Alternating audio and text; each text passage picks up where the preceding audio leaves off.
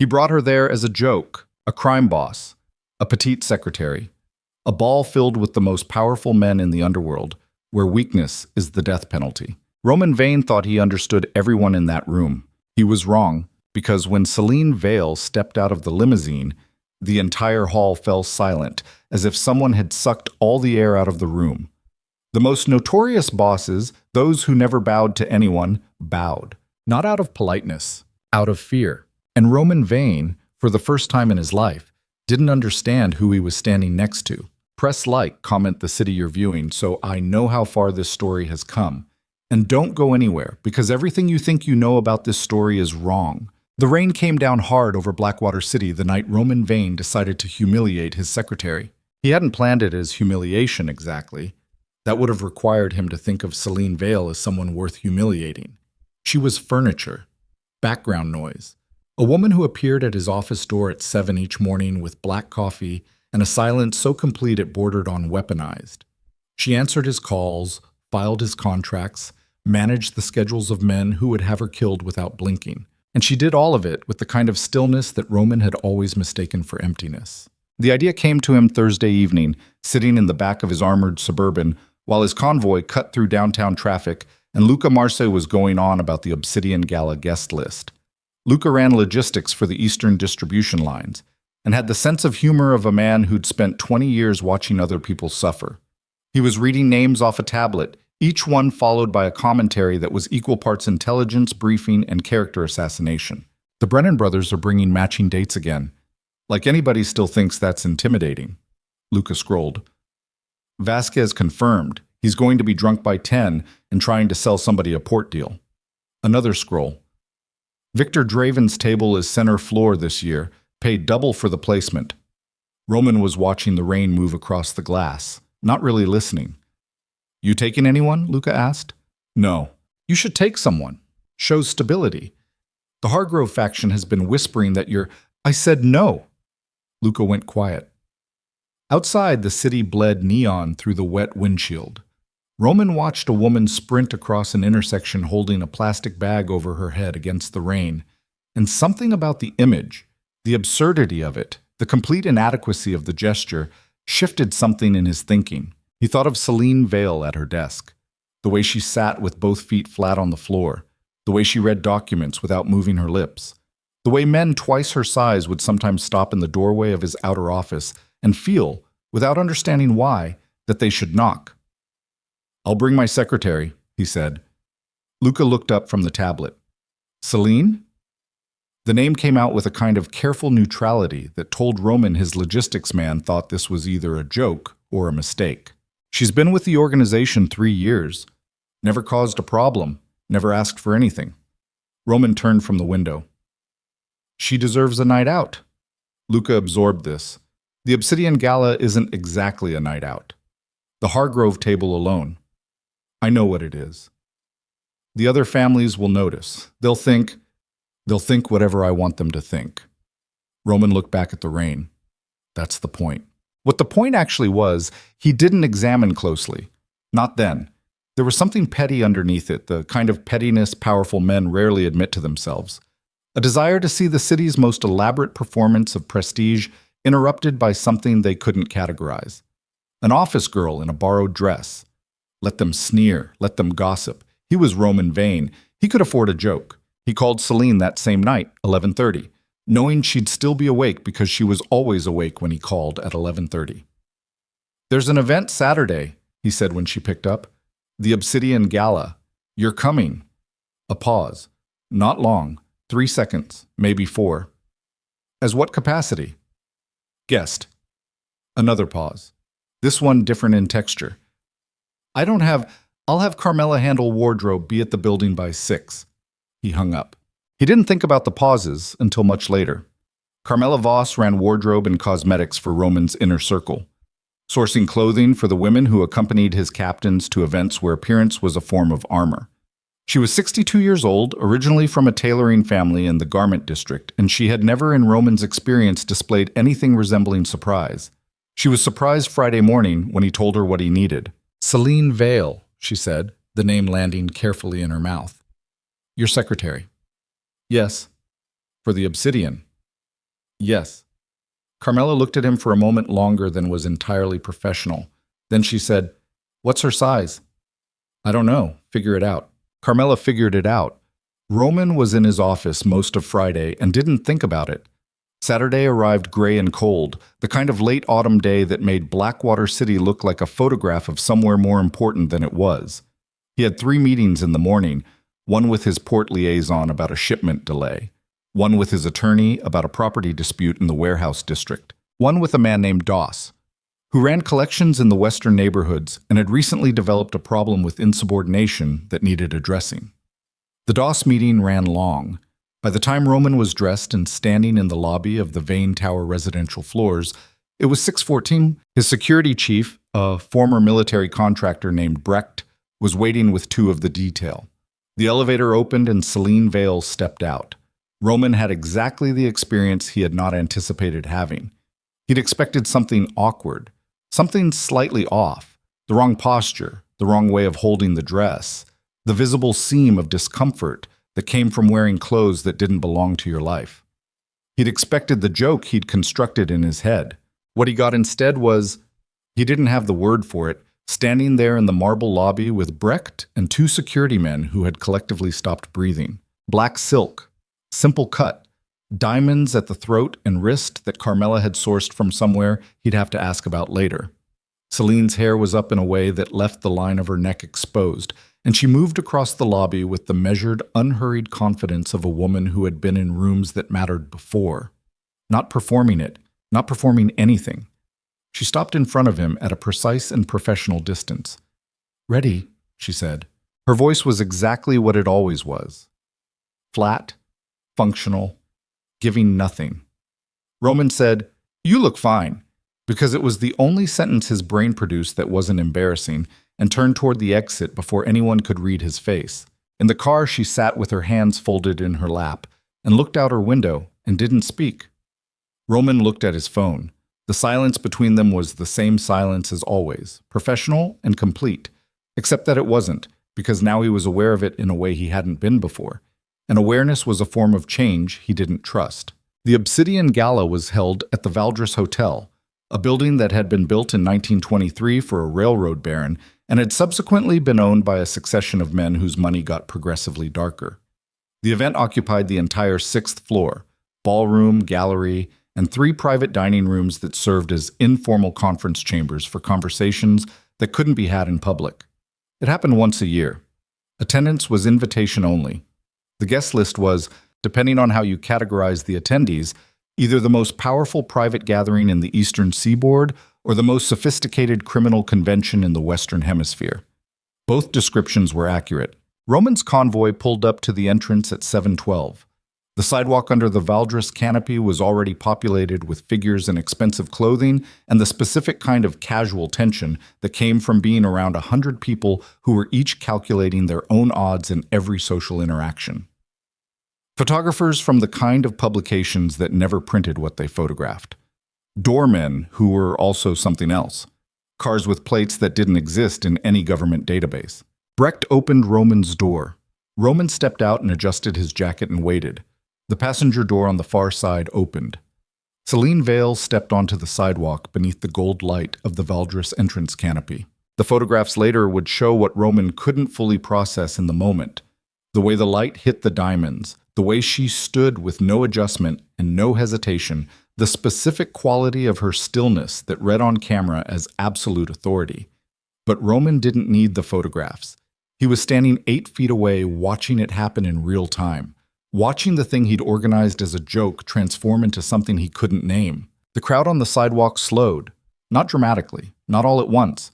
It was subtler than that. A ripple, a hesitation, a recalculation happening simultaneously across 20 different faces. Men who had been in conversation turned. Women who were watching the door stopped watching and started staring. A photographer lowered his camera without taking the shot and then raised it again with shaking hands. And then one of the Brennan brothers, Colt Brennan, 56 years old, ran the Northport operations, had once broken a man's hands at a dinner table for looking at him wrong, took a single step back. It wasn't much. It was everything. Roman moved to Selene's side and felt, with a clarity that disturbed him, that he was no longer the most dangerous person in his own entourage. They entered the ballroom. He felt it before he heard it, a shift in the room's acoustics, the way sound moved differently when people stopped moving to listen. Conversations fractured. The orchestra in the far corner kept playing because they didn't have a social mechanism to stop, but the room underneath the music went quiet in patches, the way ice cracks from the center outward. He heard the first whisper near the bar from a woman in green whose name he'd never bothered to learn. Is that, and then from somewhere to his left, lower, she's alive. And then, barely audible but landing in his chest like a stone dropped into still water, the ghost heiress. Roman kept his face still. He was very good at keeping his face still. But underneath the stillness, something was moving, some machinery he didn't have the schematics for, running diagnostics on a situation it hadn't been programmed to handle. He took 2 glasses of champagne from a passing tray and handed one to Selene without looking at her. She took it without looking at him. They stood at the edge of the ballroom floor and let the room come to them, which it did because the room had no other option. Dorian Faust came first. He ran the Southern Import corridors and was the kind of man who calculated every gesture for maximum intimidation. He walked up to Selene with an expression Roman had never seen on him, something stripped of the usual performance, something that looked, if Roman had to find a word for it, like wariness. He said, "I didn't know." Selene looked at him over the rim of her champagne glass. She didn't say anything. Faust, who Roman had once watched hold a man underwater for information, swallowed. When there's time, I would like to offer my—" "Not tonight," Selene said. Faust nodded. He backed away. He didn't turn his back until he was 5 feet clear, which was a gesture of territorial respect Roman hadn't seen directed at anyone other than himself in 3 years. They kept coming after that. Not all at once. This wasn't a mob scene. These were people who had survived by controlling their reactions. But they came in 1s and 2s, and they each had the same quality Faust had, the quality of people recalibrating.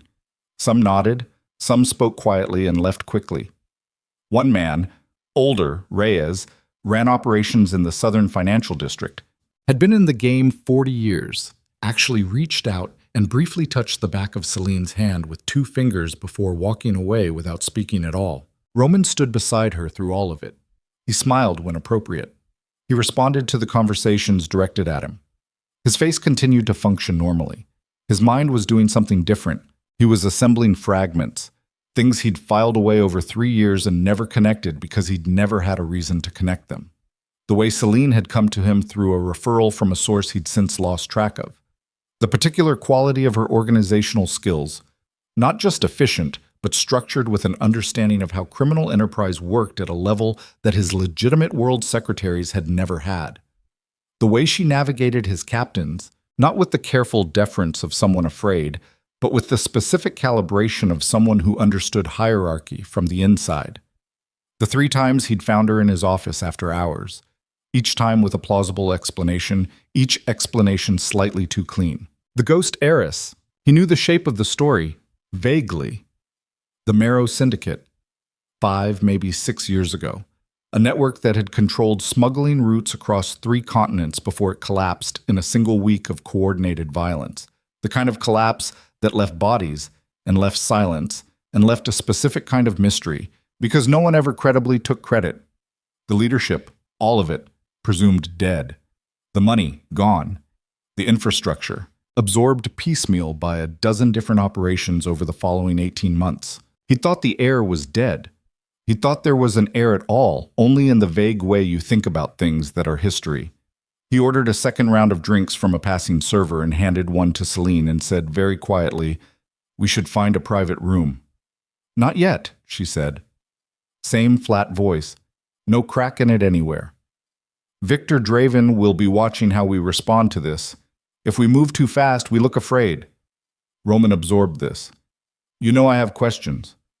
"I know. A lot of questions." "I know. And you're going to answer them." She turned her head and looked at him directly for the first time that evening, and the look was... It was not the look of his secretary. It was not the look of a woman managing a social situation. It was the look of someone who had been playing a longer game than he'd known existed, and who was now, for reasons he didn't yet understand, deciding to let him see it. "Yes," she said. "I'll answer them." She looked back at the room. Roman looked at his champagne. "Victor's men are at the south entrance," she said, almost conversationally. "3 of them. They've been watching us since we sat down."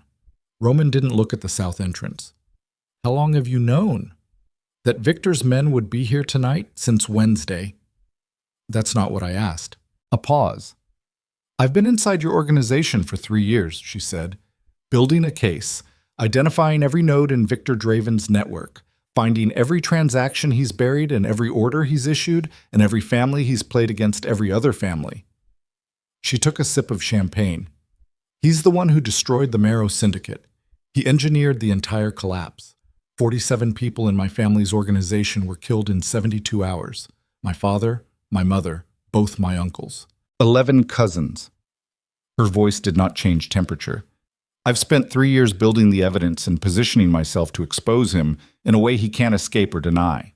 Roman processed this for 3 full seconds.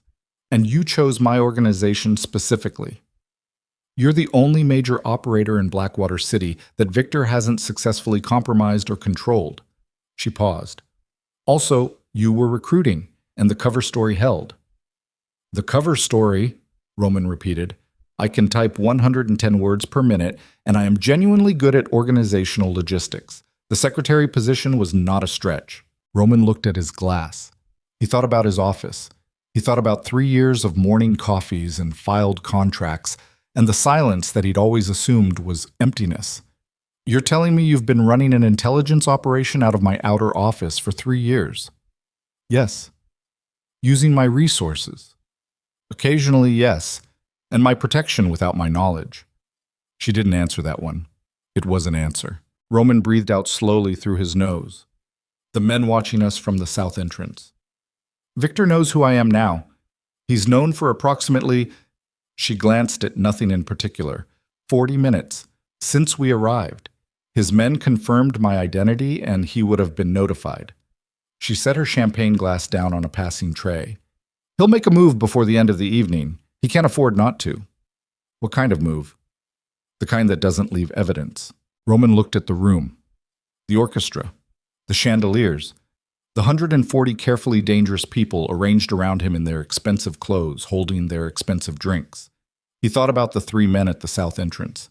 He thought about the architecture of the floor, the exits, the service corridors he'd walked once years ago and filed away because he always filed away the things he might need. He thought about Selene Veyne, who had sat outside his office for 3 years and been a ghost inside his own house. "How many people have you identified in Victor's network?" he said. "In Blackwater City specifically." 46 with documented evidence. Another 23 probable. "Among my people." A pause that told him something before she said it. "One captain. Solid documentation. The evidence will hold." Roman's jaw tightened. He didn't ask which captain. Not yet. He would ask later, and he already knew it would be someone he'd trusted, because it was always someone he'd trusted, because trust was just the word you used before you found out you were wrong. "Okay," he said. "Okay," she agreed. They stood together at the edge of the Obsidian Gala floor for another 40 seconds, looking at the room, and then the south entrance exploded. Not literally. No one used explosives in the Valdris Hotel. The structural acoustics were wrong for it, and the blast radius would be counterproductive. What exploded was the social fabric of the south side of the room, a sudden movement of bodies, a sound that was wrong in pitch. And then Roman saw the first of Victor's men break from his position by the entrance, moving fast with his hand inside his jacket, and Selene's hand was already moving before Roman had consciously registered what was happening, already reaching beneath the tablecloth edge where he'd secured his piece at the start of the evening, finding it in the dark by touch. And the shot she fired was clean and controlled and dropped the man 8 feet into the ballroom.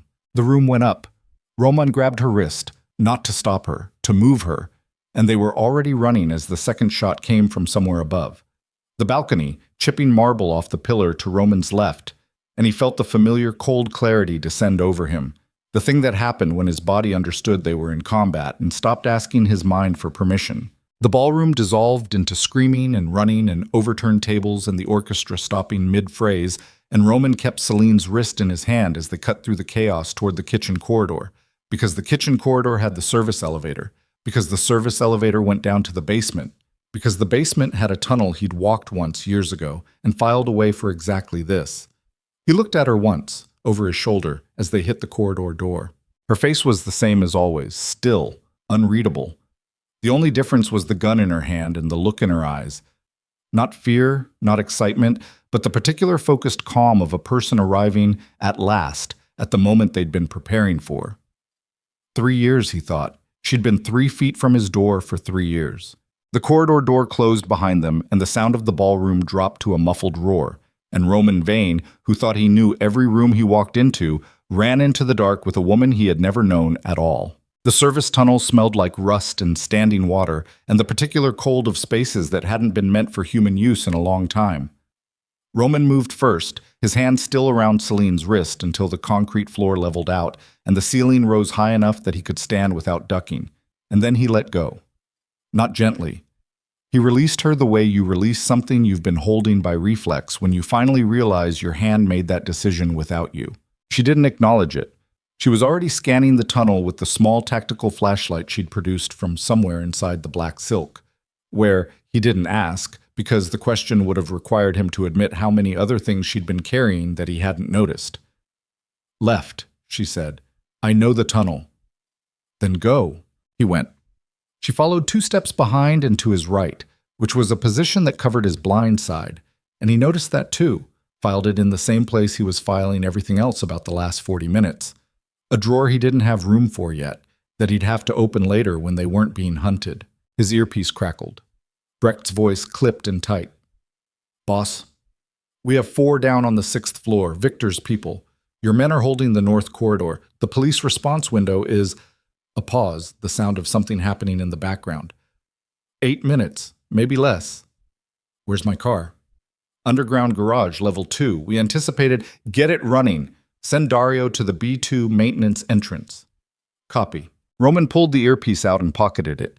The tunnel curved right and descended slightly, the floor going damp and then openly wet, water sheeting down one wall from somewhere above. Selene moved through it without breaking stride, the hem of her dress darkening from the ankle up, and she didn't look down at it. He said without turning, "The captain." "Not yet." "Tell me which captain." "Roman." Her voice was even, careful. "We need to be out of this building before—" "Tell me which captain." A pause. 3 seconds. 5. The tunnel curved again, and the flashlight threw long shadows. "Hail," she said. Roman walked another 4 steps before he stopped. Just stopped, right there in the wet dark, and stood with his back to her while something moved through his chest that wasn't anger yet, wasn't anything. He had a clean name for. Hale. Marcus Hale, who had been with Roman for 9 years, who had been in the car the night Roman's predecessor handed over the keys to the operation, who had sat at his table for 48 birthday dinners and knew the names of Roman's dead and never flinched and never— "How long?" Roman said. "I have documentation going back 14 months, but the relationship likely predates my documentation." 14 months. "Yes." He stood there another 2 seconds. Then he walked. They came up through the B2 maintenance entrance into the smell of oil and exhaust. Dario already there with the car, a dark gray sedan that wasn't one of the armored convoy vehicles. Something anonymous, something that didn't announce itself. Roman got in the back. Selene got in the other side. Dario pulled out before the doors were fully closed. "Where are we going?" Dario asked. Roman looked at Selene. She gave an address in the warehouse district. Roman had never heard it before. He let it go for the moment because they were moving, and the movement gave him something to do with his body that wasn't dealing with any of the other things happening inside it. He watched Blackwater City stream past the windows, rain still coming down, the streets thinning as Dario pushed south and west toward the older industrial blocks. He thought about Hale. He thought about 14 months of security briefings and route planning and personnel decisions that Hale had sat in on, and he thought about what you could do with 14 months of that access if you were feeding it to someone like Victor Draven. What did Victor get it from Hale specifically? He said. Selene had taken the diamonds off her wrist and was turning them in her fingers without looking at them, a fidgeting motion that was so completely unlike anything he'd ever seen her do at a desk that it temporarily derailed his train of thought. Shipment schedules, financial routing changes, at least 2 personnel decisions that resulted in men loyal to you being moved to positions where they had less access. The Cortland warehouse breach in August, that came from Hale, the Cortland breach. 3 of his men dead, a shipment gone, and Roman had spent 6 weeks pursuing a theory about a rival operation 2 territories over. 6 weeks, a significant investment of violence and resources, and it had been Hale. It had been someone at his own table. "Okay," Roman said. Dario glanced in the rearview mirror. He had the specific expressionlessness of a man choosing very deliberately not to have an opinion. "Okay," Roman said again, quieter, to no one. The warehouse district arrived in degrees. First the thinning of lit storefronts, then the widening of streets, then the long gray faces of industrial buildings standing in their own silence. Dario followed Selene's directions to a building that looked, from the outside, like every other building on the block. Corrugated metal, high windows, most of them dark. A loading dock on the south face with a steel door that had been repainted at least twice in recent years.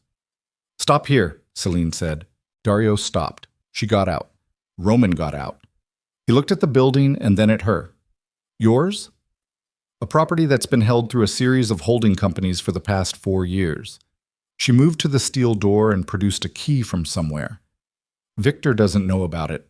Hale doesn't know about it. As far as I can determine, no one in your organization knows it exists. And you've had it for 4 years. I've been planning this for 4 years. The door opened. She went in. Roman stood for a moment in the rain looking at the building and feeling, under the anger and the adrenaline and the cold tactical clarity, something that he couldn't categorize as anything other than respect. The kind you develop involuntarily for an opponent. He went in. Inside was not what the outside promised.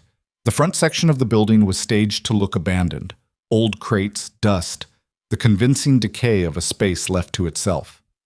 Past a false wall that Selene moved aside with practiced efficiency was a second space, maybe 40 by 30 feet, that was something else entirely. Clean, climate-controlled. Banks of hard drives running in a low rack along one wall. A central table with 3 monitors and a satellite communication array. Shelving holding physical files, organized with a precision that made the system immediately legible even without knowing its contents. On the far wall, covering nearly the entire surface, was a map. Not a city map, a network map. Boxes and lines and photographs and transaction records, all connected with threads of different colors, all converging on a single name written in red at the center. Victor Draven. Roman stood in front of it for a long moment. He'd known Victor the way you knew anyone in the upper tier of the underworld's civilian-facing side. A man who moved money and weapons at a scale that kept him insulated from direct involvement in anything illegal that could be pinned. Wealthy. Socially legitimate. The kind of man who appeared at charity events and opened libraries, and whose name appeared in the city's section of newspapers in contexts involving donations. Roman had never considered him an enemy. He'd never considered him much at all. "Walk me through it," Roman said. Selene came to stand beside him. She pointed at a cluster in the upper left quadrant of the map. The Marrow Syndicate controlled the northern smuggling routes, primarily high-value electronics and financial instruments, some pharmaceuticals, some arms. But the routes themselves were the value. Victor wanted the routes. He didn't want the infrastructure or the personnel. He wanted the paths, the port contacts, the customs relationships that had been built over 40 years. Her finger moved to the center of the map. He couldn't buy them. My father wouldn't sell. So Victor spent 18 months systematically constructing a war between the Marrow Syndicate and 3 other operations that had no natural conflict with each other, feeding each side intelligence about the others, manufacturing grievances. Her finger moved again. When the war was sufficiently destabilizing, he sent his own team in under contract to what looked like one of the warring factions. In 72 hours, the senior Marrow leadership was gone. The roots fell into chaos. Victor spent the following 8 months quietly acquiring the pieces through proxies. And no one traced it back to him. No one looked. The cover story was clean. The faction that appeared to have executed the action was itself eliminated 6 weeks later. Victor cleaned that up too. Everyone who might have testified was dead. She paused. Except me. Roman looked at her profile. She was still looking at the map, and her face in the monitor light had the quality of a photograph, controlled, complete, giving nothing to the outside that she hadn't decided to give. How old were you? 22. 22, he repeated. I was in the city. My father had kept me separate from the main operation. I didn't know it then, but I think he anticipated something. He had protocols in place for me specifically. When it happened, I followed the protocols. A pause. I've spent the 4 years since building toward this. Roman looked at the map for another moment. All of it. The threads, the photographs, the documented transactions, the 4 years of patient invisible work, laid out across this wall in a converted warehouse in the part of the city no one looked at. He thought about the version of himself that had ordered a dress for his secretary as a joke 3 days ago and felt something that might have been embarrassment if he'd been a different kind of man. What's the play? He said. The Midnight Tribunal. He turned to look at her fully. You're not serious. It's the only venue where every major syndicate leader is in the same room with a functional expectation of hearing evidence and rendering a judgment. Victor has been using those leaders as pawns for years. If they see the documentation, if we walk into the tribunal without Victor's knowledge, we're dead before we reach the floor. If we walk in with his knowledge, we're dead before we reach the floor. The tribunal isn't a court, Selene. It's a room full of people who kill problems. I know what it is. Do you? She turned to look at him. My father helped found it. Roman closed his mouth. I know the protocols. I know the access codes for the current cycle. I know the location. It changes each session, and I know the location because I've been tracking the logistics chain for the past 8 months. She held his gaze. I also know that 3 of the 7 council seats are currently held by leaders who have lost operations to Victor's maneuvering without understanding why. They have personal grievances they don't yet know are connected to the same source. Show them the connection, and they don't just turn on Victor. They're motivated. 3 out of 7 is not a majority. It is when the other 4 have no reason to protect him, and every reason to fear what happens if they're seen defending someone who's been playing them. She paused. Victor's power in that room is based on the assumption that no one knows what he's done. Remove the assumption, the power dissolves. Roman looked at her. He thought about the cathedral. The tribunal was always held in a structure with specific acoustic and spatial properties, always somewhere between disused and consecrated, somewhere with the weight of ceremony and the practicality of isolation. He thought about walking into that room. He thought about what happened to people who'd tried to manipulate tribunal proceedings in the past. They'll see us coming, he said. Not if we move in the next 36 hours. Victor doesn't know what I have. He knows who I am now, which means he knows I'm a threat, but he doesn't know the scope of the documentation or that I have tribunal access. His move tonight was reactive. He saw me, and he panicked. She moved to the central monitor and brought up a file. If we move before he can reorganize, we have a window. 36 hours. Yes. In which time he's going to be trying to kill both of us. Yes. Roman pulled the chair from in front of the monitor and sat down in it, which was not something he did often in other people's spaces, but his feet were wet and his chest was tight, and he needed 30 seconds of not standing. He looked at the ceiling. The lights hummed. Outside somewhere, Dario was sitting in the dark sedan doing what Dario did, which was wait without complaint. I need to deal with Hale, Roman said. Yes. That has to happen before anything else. I understand, but it has to happen carefully. If Hale disappears abruptly, Victor will know his line inside your organization is compromised and he'll go to ground. What are you suggesting? Let me talk to him. Roman's head came down from the ceiling. He looked at her. I've been building a secondary relationship with Hale for 6 months, she said. He doesn't know who I am. He knows me as a contact, someone with access to financial movement information. I've been feeding him small pieces that he's been passing to Victor, pieces I designed to be plausible and useless. She sat down across from him at the table. I can use that relationship to feed Victor a specific piece of misinformation that will shape where he expects us to move in the next 24 hours. Keep him looking the wrong direction while we set up the tribunal approach. Roman was quiet for a long moment. The monitors hummed. One of the hard drives made a soft clicking sound. You've been feeding Hale disinformation for 6 months. Yes. Hale thinks you're an asset. He thinks I'm a freelance intelligence contact. He's never seen my face. Our communication has been entirely through dead drops and encrypted channels. Roman let that sit in the air between them. He thought about Marcus Hale, who had been at his table for 9 years, who Roman had trusted with his life and his routes and his money. Being managed by the woman who sat outside Roman's office every morning with black coffee and silence. He thought about what it meant that Selene had been playing 4-dimensional chess inside his organization for 3 years, and he hadn't seen a single move. Are you managing me right now? He said. The question came out quiet, not aggressive. It was a genuine question, and she heard it as one. She was quiet for a moment before she answered. At the beginning, yes, to a degree. You were a resource inside a larger operation. I needed your protection and your infrastructure, and I needed to remain invisible within them. She met his eyes. It changed. When? She thought about it. Really thought about it, which was more honesty than he'd expected. About 8 months ago, around the time Cortland happened, I watched you respond to the breach, and I saw... She stopped, started again. You didn't respond the way I expected you to. You absorbed the loss. You didn't take it out on your people. You went looking for the source methodically, and when you didn't find it, you rebuilt what was broken without punishing anyone who didn't deserve it.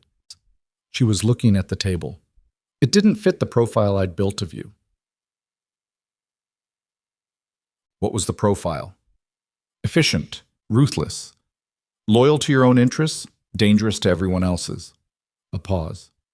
You're still all of those things. But there was something else there that I hadn't accounted for. Something else, he repeated. I don't have a clean word for it. She looked up. Fairness, maybe. You have a specific idea about what's fair, and you hold to it even when it costs you. It's not a quality I was expecting to find. Roman looked at her for a long moment.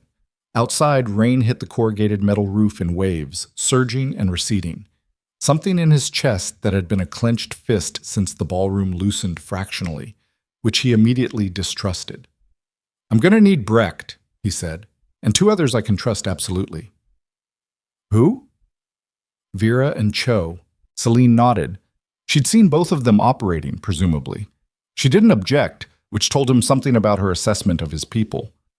Reach out through channels Victor doesn't have. Don't use your primary line. I know how to run a secure contact. He said it without edge. It was just a fact. She almost smiled. Not quite. The corners of her mouth moved 1 millimeter. I know you do.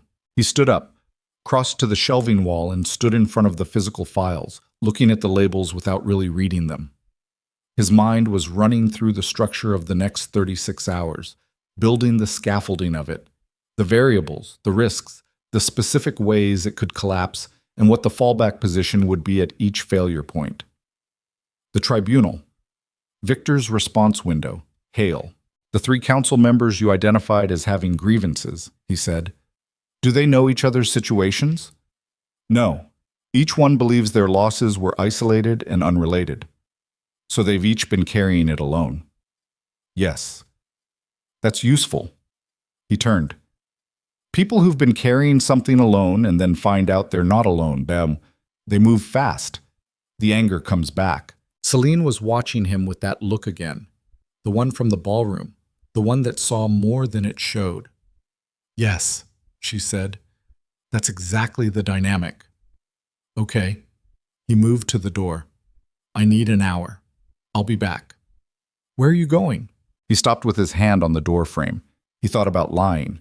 He thought about it for a full 2 seconds, which was 2 seconds longer than he'd thought about it in years. To see Hale, he said. Not to do anything. To look at him. I need to look at him before tomorrow. Selene was quiet. He felt her deciding something on the other side of that quiet. Don't let him know you know. I've been keeping my face still in rooms with people who want to kill me since I was 24 years old, Roman said. I think I can manage dinner. He left. The drive across the city took 20 minutes.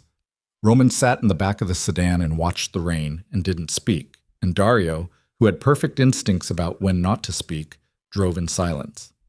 They pulled up outside Hale's building, not his apartment, his place on Marrow Street, the bar he owned that he used as an unofficial office, and Roman told Dario to wait and went in alone. The bar was half full for a Saturday night, low music and the kind of light that made everyone look like they had things to hide, which in this particular bar they generally did.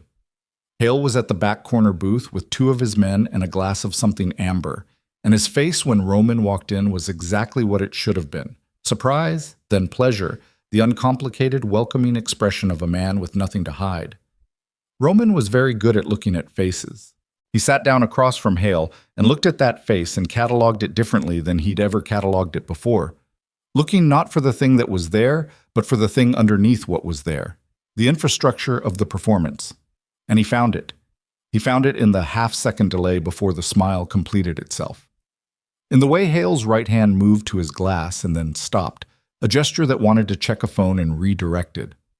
In the specific quality of his ease, which was slightly too complete, the ease of someone managing their ease rather than feeling it. 9 years, Roman thought. 9 years, and it had been there to read, and Roman had never looked. They talked for 40 minutes. Shipments, personnel, a problem in the Eastern Bloc that needed attention. Roman watched Hale's face the whole time, and Hale watched Roman's face, and neither of them showed anything, and the conversation was exactly what it had always been. Functional, direct, between two men who trusted each other. Except now Roman knew what Hale was, and Roman was certain Hale had no idea that Roman knew. He left the bar at 11:17. He stood on the sidewalk in the rain for a moment, his face finally dropping whatever it had been holding, and he looked up at the sky and breathed. He thought about 9 years. He thought about Selene Veyne, 22 years old in a burning city, following protocols her father had built for exactly this catastrophe, walking into the ruins and deciding to rebuild. He got back in the car. "Back to the warehouse," he said. Dario drove. When Roman came through the steel door, Selene was at the monitor array with 3 files open simultaneously and a cold cup of something at her elbow. She looked up when he came in. He was wet from the sidewalk and his jaw was set in a way that told her everything she needed to know about how the visit to Hale had gone. She said, "Are you all right?" It was the first time in 3 years she'd asked him that question. He wasn't sure she'd asked anyone that question recently, or whether the question came easily to her, because it didn't come out easily. It came out like something she'd decided to say and then had to push slightly to release. He took off his jacket and sat back down in the chair. "Tell me about the tribunal location." She looked at him for a moment longer, then turned back to the monitors. An abandoned textile facility in the Harrow district. The current access code cycles in 42 hours. We need to move in the next 30. 30 hours. Yes. And Hale. Tomorrow morning? Early, before Victor can recalibrate from tonight. She pulled up a document on the center monitor. "I'll send him a dead drop communication as my contact persona. Feed him a location. A false location for where you're supposedly moving assets in response to tonight's incident. Victor will move resources to cover it. Gives us a 6-hour window where his attention is divided." Roman looked at the document. What if Hale checks it against something he knows? Cross-references it with actual movement? He won't have time, and the detail I'm feeding him is specific enough to feel urgent. He'll pass it fast, without verification. You know how he thinks. I've been studying how he thinks for 6 months. Roman leaned back. The chair was slightly too small for him, designed for someone who spent time at a desk, and he felt the discomfort of it in his shoulders and lower back and didn't move. "After the tribunal," he said, "assuming it works, assuming Victor is exposed and the council moves on him. What happens to you?" Selene closed one of the open files. "What do you mean?" "You've been running on this objective for 4 years. When it's done, what's the plan?" She was quiet for longer than she'd been quiet in most of the night's conversation. "I have resources. The Marrow holdings that weren't seized, they were hidden, not lost. I have access." She paused. "I haven't thought much past the objective." "That's not true," Roman said. "You plan everything. You've planned everything. You've got something." She turned to look at him, and there was something in her face that wasn't the controlled stillness. Something that came and went in the time it took him to register it. I have an idea, she said, for what the marrow resources could be used for legitimately. Building something instead of running something. But it requires... She stopped. It requires stability I don't currently have. Stability? Yes. Meaning Victor gone. Meaning Victor gone and the organizations he's been playing against each other having a reason to hold a ceasefire. She looked at him. You're one of the few operators in this city who the other families actually respect rather than just fear. If you endorsed a restructuring, you've thought about this quite a bit. I've thought about it for 4 years. Roman was quiet. He looked at the map on the wall, Victor's name in red at the center of everything. He thought about what Selene had said about his response to Cortland, about fairness, about holding to something even when it cost you. He thought about what it meant that a woman who'd built a 4-year operation entirely alone, entirely inside enemy territory, had looked at him and decided he was the one variable in the city worth betting on. Okay, he said. Okay, what? Okay, we do the tribunal. And okay, we talk about what comes after. He held her gaze. But I want something from you first. She waited. No more operating in my organization without my knowledge. Whatever you're running, whatever you're building, from this point forward, I know. He held her gaze. We do this together, or we don't do it. The silence lasted long enough that he heard the rain change rhythm on the roof. Together, she said. He nodded. He turned back to the monitors. Show me the tribunal entry protocols. She opened the files and started talking, and he leaned forward in the too small chair and listened, and somewhere on the north side of the city, Marcus Hale was checking his phone, and Victor Draven was already moving pieces on a board neither of them would see until it was too late. The clock had started. And Roman Veyne, who had spent his entire adult life being the most dangerous thing in any room he walked into, was finally walking toward a room where that might not be enough, beside a woman who had been the most dangerous thing in his room for 3 years without him knowing. He didn't look away from the monitors, but in the reflection of the dark screen to his left, just for a moment, his eyes moved to her face. She was already looking at the map, already thinking 3 steps ahead. There was no going back. Not from the tribunal, not from Hale, not from what he'd said out loud in a warehouse in the rain at midnight. We do this together, which was the most dangerous sentence he'd spoken in 9 years. He'd meant every word. That was the part that couldn't be undone. The dead drop message went out at 6:14 in the morning. Selene typed it herself, standing at the monitor array in yesterday's clothes with the diamonds still on the table where she'd left them, and a new cup of coffee going cold at her elbow. Roman watched from across the room, leaning against the shelving wall with his arms crossed, watching the way her fingers moved across the keyboard. Precise, unhurried, the same efficiency she brought to everything, and thought about the fact that he was watching his secretary compose a disinformation package to feed to his most trusted captain, and felt the specific dissociation of a man whose categories had all stopped working. The message was short. 43 words. It contained a location, a cold storage facility in the Eastern Dock District, a time, and a specific reference to an asset transfer that Hale would recognize as the kind of move Roman made when repositioning resources after a security breach. Everything about it was calibrated to feel urgent and verifiable. Everything about it was a lie. Selene sent it and closed the channel and picked up her coffee, found it cold, and set it back down. How long until he passes it? Roman said. An hour, maybe less. He'll want to seem responsive. She turned from the monitor. Victor will redirect at least a portion of his surveillance assets to the eastern docks. That gives us the window. 6 hours. Closer to 5 now. We should move by noon. Roman looked at his watch. 6:22. He'd slept approximately 90 minutes on the cot in the back corner of the warehouse, the kind of sleep that was more like a controlled shutdown than rest, and he'd woken at 5 with the full weight of the situation already assembled in his chest before he was entirely conscious. Selene had not, as far as he could tell, slept at all. Brecht is confirmed, Roman said. He'll meet us at the secondary location at 10. Vera and Cho are en route from the east side. And Dario?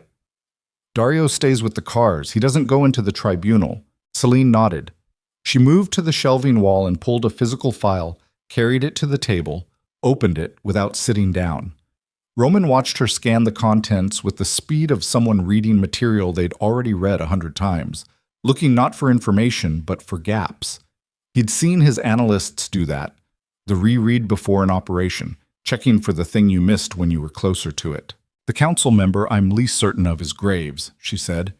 He's received less direct damage from Victor's maneuvering than the others, which means his grievance is more abstract. He may not move on principle alone. What does Graves respond to? Self-interest, specifically the fear of being exposed as having been manipulated. She looked up.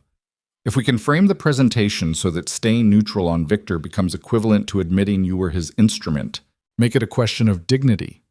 Yes. I know how to talk to Graves. Roman pushed off the wall. That one's mine. She looked at him for a moment with that assessment quality she had, the look that measured without being unkind, and then she said, "Okay." It was the second time she'd accepted his judgment without qualification in 12 hours, and each time it landed differently than it should have. Differently than simple professional agreement, and he moved away from thinking about it because thinking about it wasn't useful, and they had 5 hours. At 8:30, Roman's phone showed a message from a number he recognized as one of Brecht's secondary lines. 3 words. Eastern Docks active. Victor had moved on the disinformation. The window was open. Roman showed the message to Selene without comment. She read it and nodded and went back to her files. At 9, they left the warehouse. Dario drove them north through the industrial district to a parking structure on the edge of the Harrow neighborhood where Brecht was waiting with the second vehicle. A black utility truck with tinted glass and plates that belonged to a logistics company that didn't exist. Vera and Cho were already there. Vera, who was Roman's best close-quarters operative and had a face that looked like someone had redesigned it for function rather than appearance. And Cho, who ran Roman's technical operations and carried more hardware in a shoulder bag than some small police departments. They stood in the parking structure in the gray morning light, and Roman laid it out. Not everything. Not Selene's identity, not the full 4-year architecture. Enough. Victor Draven, the tribunal, the documentation, what they needed to do in the next 3 hours. Brecht listened with his arms crossed and his face doing the thing it did during operational briefings, which was nothing, absolutely nothing, a blankness so complete it was almost sculptural. When Roman finished, Brecht said, "The tribunal hasn't been approached by an outside party in its current form. Not directly, not like this." "I know." "The reception could go any direction." "I know." Brecht was quiet for 3 seconds. "Cho, can you support the projection hardware she's running?" Cho looked at Selene's equipment case. "What format?" "I'll walk you through it," Selene said. Cho nodded in the way of someone who respected competence in whatever form it showed up and moved to the case. Vera said, to no one in particular, "If this goes wrong inside the tribunal, there's no extraction. That room doesn't have a good door." "It has 4 doors," Roman said. 2 of them are guarded by people who aren't ours. 3 of the 7 council seats are sympathetic. That means 3 sets of guards with divided loyalty. Vera considered this. "Still don't like it." "You don't have to like it." "I know." She looked at Selene. "You've actually been inside a tribunal session." It wasn't quite a question. Selene said, "I've observed too. I've never addressed the council." "But you know the protocol." "I know the protocol." Vera looked at Roman. Roman looked back. The look between them was the compressed communication of 2 people who'd been in enough bad situations together to have a shorthand for this exact species of calculated risk. The situation where the odds are unknown and the alternative is worse, and you go anyway. "Okay," Vera said. They moved at 10:45. The textile facility in the Harrow district had been closed for 11 years, long enough that the neighborhood had stopped seeing it as a building and started seeing it as a feature of the landscape, the way you stop seeing a tree. 5 stories of pre-war brick with loading bays on the ground level and high industrial windows on the upper floors that let in light without letting in visibility. On the outside, nothing distinguished it from the other closed buildings on the block. On the inside, according to Selene's intelligence, the upper 2 floors had been converted into what they needed for the session: hardwood floors, a central table, enough ambient infrastructure to support a gathering of people who required both ceremony and security. The access code was 16 digits, changed every 72 hours. Selene had it from a chain of intelligence she'd built over 8 months and hadn't shared with Roman until this morning, not because she didn't trust him, but because every piece of information was also a liability until the moment it was needed. They entered through a loading bay on the south face, Cho disabling the secondary alarm layer in 40 seconds. The ground floor was dark and smelled like mineral dust and old machinery. Selene moved through it without hesitation, her pace changing in a way Roman noticed.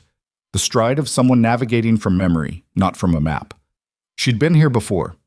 Not recently, maybe, but she'd been here, walked this specific floor, memorized the route to the elevator bank on the north side and the stairs beside it and the access panel beside the stairs that required the code. She punched it in without looking at her phone. All 16 digits. The panel went green. They went up. The session was not scheduled until 2 in the afternoon. They had over 3 hours. Enough time to position, to set up Cho's equipment alongside Selene's, to understand the room before the room was full of people who might want them dead. The upper floor was everything Selene had described and slightly more than Roman had imagined. The hardwood was old but clean. The table was long and dark and had the specific weight of furniture that had been used for serious things, scored with marks and stains that told a history without translating it. 7 chairs, wall sconces running on low power. A raised platform at one end that served as a speaking floor. Roman walked the perimeter. He did it slowly, the way he walked every room he was going to be in for a significant period of time, noting the doors, the windows, the angles, the way sound moved off the surfaces. The acoustics were good. Whoever had set this room up had thought about acoustics, had understood that in a room where spoken evidence decided outcomes, every word had to be heard clearly. Cho set up the projection equipment in 40 minutes, with Selene directing and Vera watching the stairwell door. Brecht positioned himself at the north exit. Roman stayed on the floor, in the room, moving through it. At 12:40, the first council representative arrived. Not the principals themselves, their security, an advanced team of 2 for each seat, coming in staggered to check the room before their principal entered. Roman had expected this.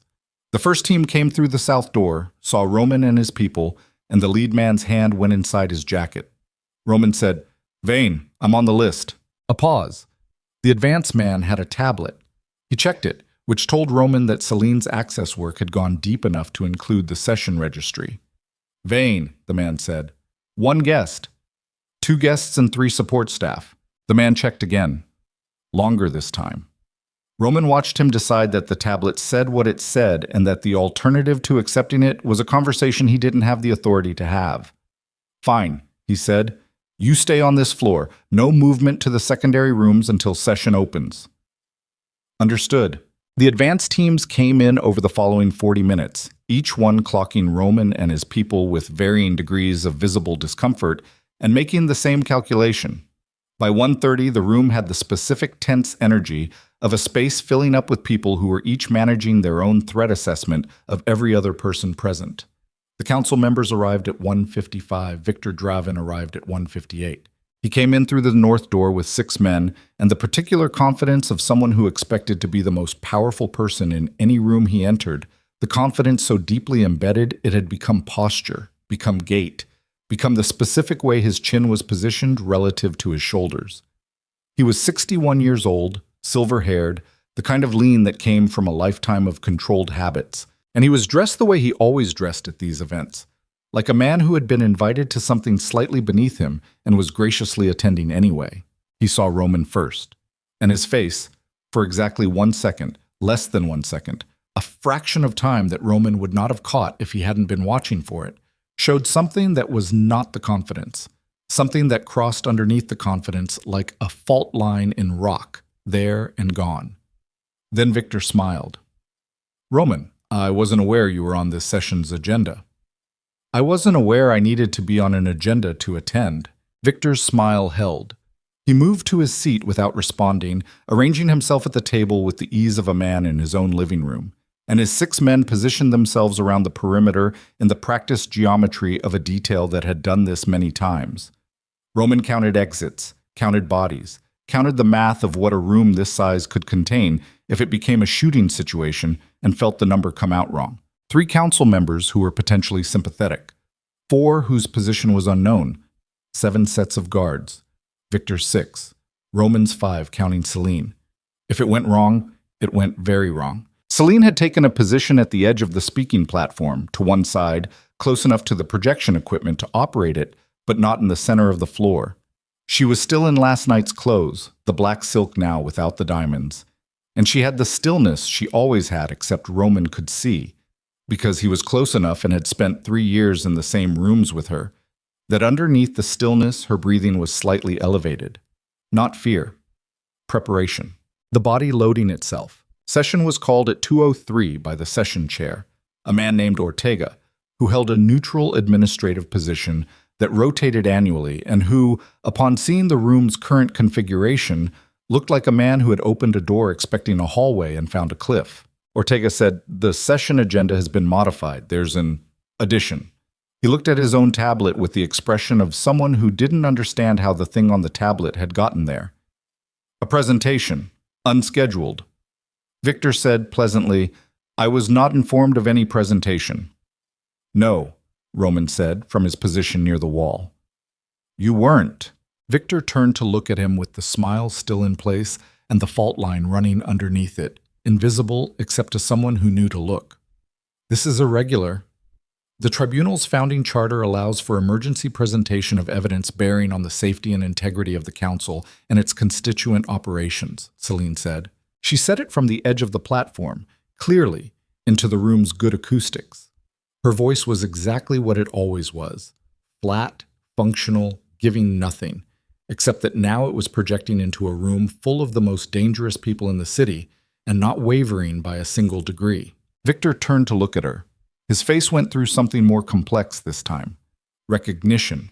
She'd been identified at the gala. He knew who she was. But now something added to it. Recalculation. He was revising his threat assessment in real time, seeing the room differently, and Roman watched him arrive at the conclusion that he was more exposed than he'd understood. "I have a point of order," Victor said to Ortega. "This individual's presence and this unscheduled presentation represent a violation of the charter provision she cited is valid," said a voice from the far end of the table. Roman recognized the speaker. Aldrich, who held the Eastern Maritime seat and who Selene had identified as one of the 3 sympathetic council members. He was 70 years old, had been in the game longer than anyone in the room, and he was looking at Selene with an expression that Roman could only read as carefully restrained grief. "Let her speak," Aldrich said. Victor's smile disappeared. Selene stepped onto the speaking platform, and Cho activated the projection, and the wall behind the platform lit up with the first document, a financial transfer record, dated 4 years and 9 months ago, 3 weeks before the Marrow Syndicate's collapse. Victor Draven's name was not on it. 3 layers of corporate shell structure were on it, and at the end of that chain, clearly annotated with source documentation, was a payment to a private security contractor that no longer existed. Selene said, "This is the first of 63 documents that collectively demonstrate that Victor Draven orchestrated the destruction of the Marrow Syndicate, the Kellner operation, and the Vasquez Southern Corridor over a period of 5 years through a coordinated campaign of manufactured conflict, targeted assassination, and financial manipulation." The room was completely silent. She moved through the documents methodically. Transaction records, surveillance logs, communication intercepts. She didn't explain the provenance of, and didn't need to, because the content was self-evident. She put Victor's contractors in the same place as the Marrow massacre, and she put Victor's money in the same accounts as the men who'd executed it, and she put Victor's instructions in the same timeline as every major destabilizing event the Council had absorbed over the past 5 years. Roman watched the room. He watched the 3 sympathetic members, and he watched their faces change as the documents accumulated, watched the abstract grievance become specific, become connected, become enormous. He watched Graves, the uncertain one, go through 3 different expressions in the space of 4 minutes. Skepticism, reluctant attention, the particular stillness of a man confronting an insult he hadn't known he'd received. He watched Victor. Victor sat completely still through the first 8 minutes. His 6 men were still too, positioned around the perimeter, and Roman felt the tension in the room's geometry increasing with each document, felt the moment approaching when Victor would make a calculation about whether the presentation could be allowed to continue. It happened at minute 9. Victor stood up. He didn't raise his voice. He said, "This is fabricated. with the same pleasantness he'd been wearing since he walked in, except now the pleasantness had a different quality, the quality of a word being used as a tool for a purpose it wasn't designed for. "The source documentation is available for verification," Selene said. "The council can—" "I said it's fabricated." Victor looked at the room, not at Selene, at the council members, one by one. This woman's family was destroyed in a territorial conflict 4 years ago. She has spent the time since constructing a narrative of personal revenge. The documents she's presenting are real, said Aldrich. Victor looked at him. "The Kellner operation's collapse," Aldrich said. "I lost 8 men in a route I'd built for 30 years. The investigation we ran at the time identified a specific contractor as the point of origin." He paused. "That contractor is in her 3rd document." He hadn't moved. His voice was the voice of a man who had been waiting for a long time to say something. "I know that name." "Aldrich?" "I know that name," Aldrich said again, and this time there was nothing in the room except that sentence. Victor's face did something Roman had not seen it do before. The pleasantness stripped away completely, not in a dramatic way, not all at once, but the way a tide goes out, incrementally, inevitably, until what it had been covering was exposed. What was underneath was not rage. It was something colder.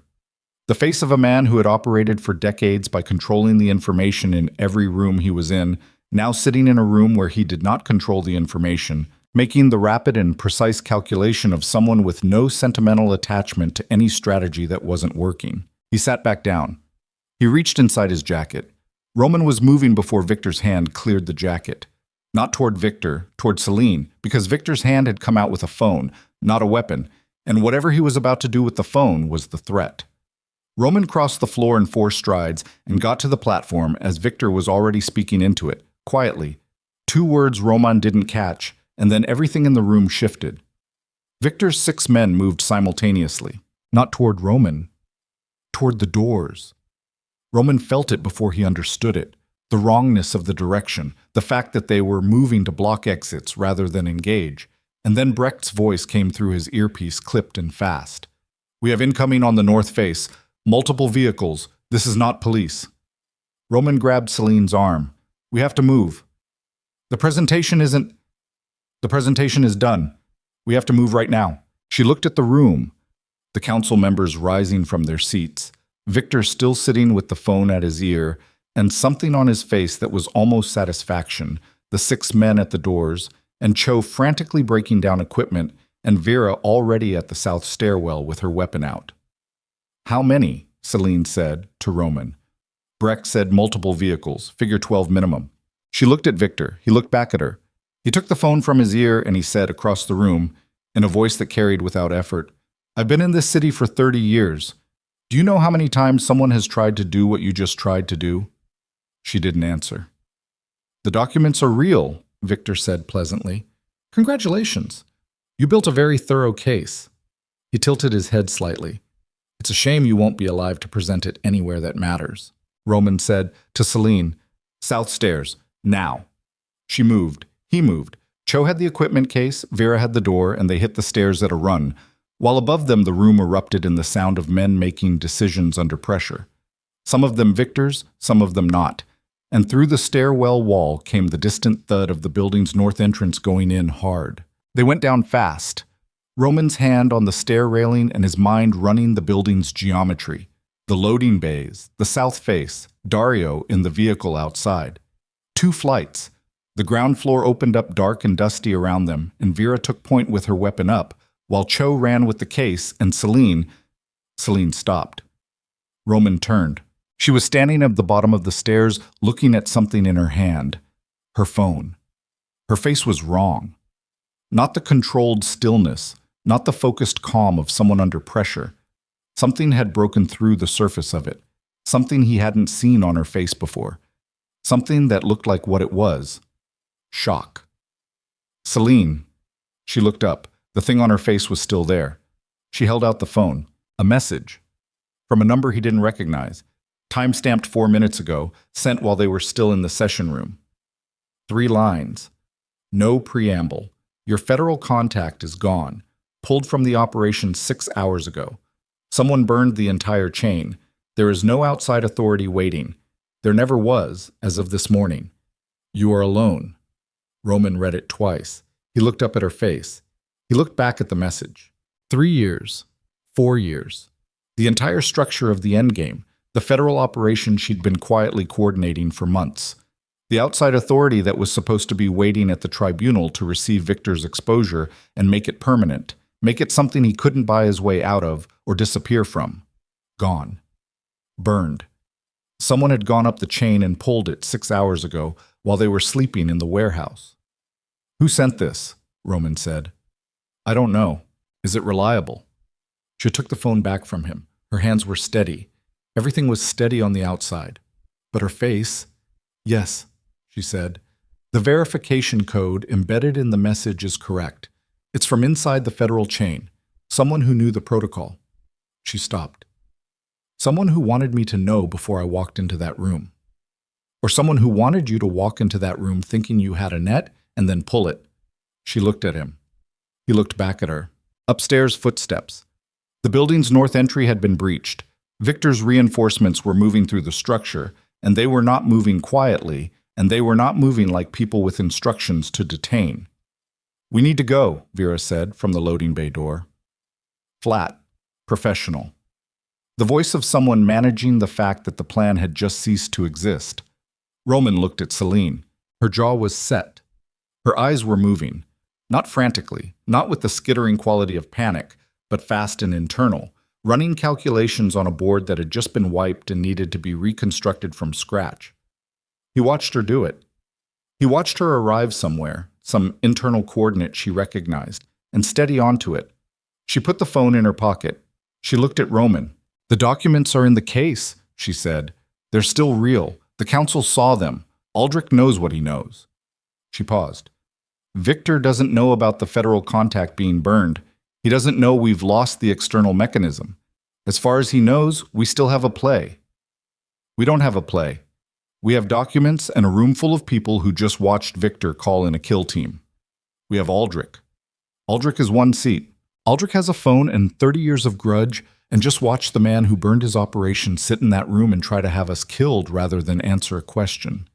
She held his gaze. If he moves in the next 2 hours... From somewhere above them, the sound of something heavy being overturned. A shout. The start of a firefight between Victor's reinforcements and someone. Not Roman's people. Someone else in the building. Roman grabbed her arm, and they ran for the loading bay, and Vera held the door, and they came out into gray afternoon light and cold air, and Dario had the vehicle 30 feet south running with the doors open, and Roman pushed Selene in first and got in and said, "Go," before the door was closed, and Dario went. 2 blocks from the facility, Brecht's voice came through the earpiece. The council room is intact. Victor's team was intercepted by... A pause. The specific pause of someone trying to make sense of what they're seeing. Aldrich's men. His full detail, not just the advance team. He had 12 men in that building. Roman sat back. Aldrich staged for a fight, Brecht said. Before the session. He came in expecting something. Roman looked at Selene. She was looking out the window. The city moved past the glass. He knew, Roman said, quietly. Not a question. Not everything, Selene said, still looking out the window. He knew enough. A pause. I reached out to him 6 weeks ago, through a back channel. I told him I had documentation and I was moving toward exposure. I didn't tell him the mechanism or the timeline. She turned to look at Roman. I told him one thing, that when the moment came, I would need someone in that room with skin in the game. Roman absorbed this. You didn't tell me. I was going to tell you today. Before we went in. She held his gaze. I'm telling you now. He looked at her for a long moment. The car moved through the city, weaving south toward the warehouse district, and through the rear window Roman could see nothing following them, which didn't mean nothing was following them, which meant they had perhaps 20 minutes before they needed to assume their location was known. The federal contact, he said. Who has access to that chain? Within the investigation, 4 people. The lead agent, 2 analysts, and a supervisor. She paused. The supervisor is... And the car stopped. Not gradually, not at a traffic light. It stopped with the specific abruptness of something happening to the engine, and Dario said one word. Contact. and Roman saw the vehicles blocking the intersection ahead, 3 of them, positioned deliberately. And in his door mirror, he saw 2 more coming up from behind, and the vehicles hit their positions at the same moment, which meant it had been coordinated, which meant someone had been tracking them since they left the textile facility, which meant the 20 minutes Roman had given himself was wrong by about 19 minutes. Dario had the car in reverse before the blocking vehicles fully stopped. He was good at this. Roman had kept him specifically because he was good at this, because he drove with the specific cold competence of someone who treated a vehicle as a tool rather than a machine, who felt the road through the wheel and made decisions below the speed of conscious thought. The sedan went back hard, 40 feet, and Dario spun it left into the cross street and accelerated. And for approximately 8 seconds, Roman thought they had a lane. Then the third vehicle came out of the side street and closed it. Dario hit the brakes. The sedan stopped sideways across the intersection. Through every window, vehicles. Through every window, men getting out of vehicles with weapons already in their hands. Roman counted fast. 11, 12. More in the rear vehicles he couldn't fully see. Victor had committed resources. This wasn't a containment operation. This was the kind of deployment you sent when you wanted something finished. Case, Roman said to Cho. Cho already had it against his chest. If we get separated, I know, Dario said with the remarkable flatness of a man describing the weather. They're going to box the doors in about 15 seconds. Roman looked at Selene. She was looking at the vehicles with the rapid internal calculation he'd come to recognize, running angles he couldn't see yet, and then she said, the building on the left, ground floor, the loading access. The door is unsecured. There's a broken padlock. I saw it when we passed. Roman had not seen it when they passed. He'd been watching the wrong things. Go, he said. They went out the left doors simultaneously. Roman and Selene from the rear, Dario from the front, Vera coming out low, and already returning fire before her feet hit the pavement, the sound of it enormous in the enclosed intersection, cracking off the building faces in overlapping echoes. Roman felt the wind of a round passing his left ear, close enough to hear the specific sound of displaced air that meant it had been very close. And then he was moving. Selene already 10 feet ahead of him, running for the building door, her shoes gone somewhere, running flat-footed on the asphalt with the black dress bunched in one hand. The loading door was where she'd said it was. She hit it with her shoulder, and it opened, and they went in. Dark, high ceiling. The smell of sawdust and machine oil, some kind of fabrication space, equipment standing in covered shapes in the middle distance. Roman pulled the door shut behind him and felt Cho press against the wall to his right, and heard Vera come in 3 seconds later. And then Dario. And then the door was shut and they were in the dark, and outside the door things were happening. Vera was breathing hard. She had a cut above her ear that was running blood into her collar, and she wasn't touching it. She pressed her back against the wall and reloaded with the focused efficiency of someone who had done this enough times that the hands didn't need the brain's supervision. Brecht, Roman said into his earpiece. Static. Then, I'm on the north side of the block. I've got 3 of Victor's vehicles and I can't. The sound of something, a physical impact or nearby gunfire, the earpiece distorting, pinned down. I can't get to you. Stay where you are. Don't expose yourself. Boss, that's an order. Roman pulled the earpiece out. The frequency was compromised. If Brecht could hear him, Victor's people could hear him. He pocketed it. Selene was moving through the fabrication space in the dark, with her hand on the equipment shapes, navigating by touch, and by some internal map she'd constructed in the seconds of light they'd had. Roman followed her, close enough that he could hear her breathing. Steady, controlled, the inhale longer than the exhale. The pattern of someone who had been trained to manage their own physiology under pressure. He thought about 22 years old, following protocols her father had built, in the dark of a city that had just been taken from her. He thought she had probably been moving through dark spaces since then. They found a stairwell at the back of the space. 3 flights up, a door opened onto a roof access. Selene went first. The roof was flat, tar paper and gravel, the gray afternoon sky enormous overhead. They came out into the open and Roman immediately pulled her low. The adjacent buildings were taller and any one of them could have a position. They crouched at the roof edge and looked down at the intersection. 6 of Victor's men were stacked at the loading door they'd come through. 2 vehicles remained at the blocking positions. Roman counted the deployment and ran the math. And the math said they were waiting for more, that the men at the door weren't entering because they'd been told to wait. And being told to wait meant someone coordinating, and the person coordinating was close. He scanned the vehicles. Center vehicle, rear door open, a man standing beside it with a phone at his ear, facing the intersection. Marcus Hale. Roman went very still. The shape of it assembled itself in his chest in the 3 seconds he spent looking at Hale standing beside Victor's vehicle on a street in the Harrow district, and the shape of it was grief, which was not the emotion Roman had expected, which was not something he was accustomed to processing in real time, and which he therefore compressed down into the same drawer he'd been filling since last night, and closed. Selene was looking at the same thing. She didn't say anything. She didn't have to. "He's running the street team," Roman said. His voice came out flat, functional. Yes. He knew the route. He had the frequency. Roman kept his eyes on Hale. He burned us from inside. Roman, I know.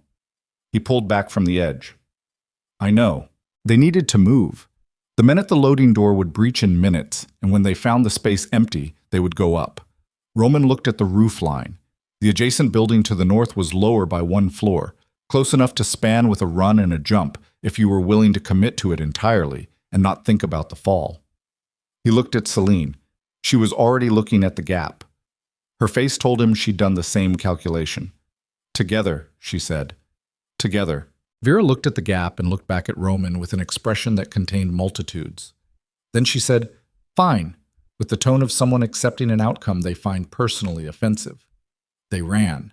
Roman went first, not to test the distance, not to be cautious, but because waiting made it worse, and his body understood things his mind was still arguing about. He hit the edge with his right foot and pushed, and the 3 feet of open air between the buildings was there and gone in the half-second of being airborne, and then the other roof was under him, and he hit and rolled and came up already turning back. Selene landed beside him 4 seconds later, controlled, absorbing the impact in her legs, not going down. Vera landed hard but stayed up. Dario landed harder. Cho came last and stumbled and caught himself on his equipment case, and Roman grabbed his arm and kept him upright.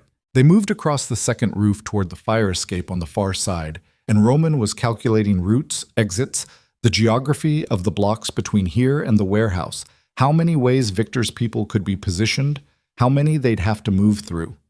His phone vibrated. Unknown number. He almost didn't answer it. He answered it. Mr. Veyne, a voice he didn't recognize. Male. Older. Measured. I am calling on behalf of a mutual acquaintance, one who is currently preventing Victor Draven's men from entering a textile facility in the Harrow district. Roman stopped walking. Aldrich. Mr. Aldrich requests a conversation, in person, immediately. A pause.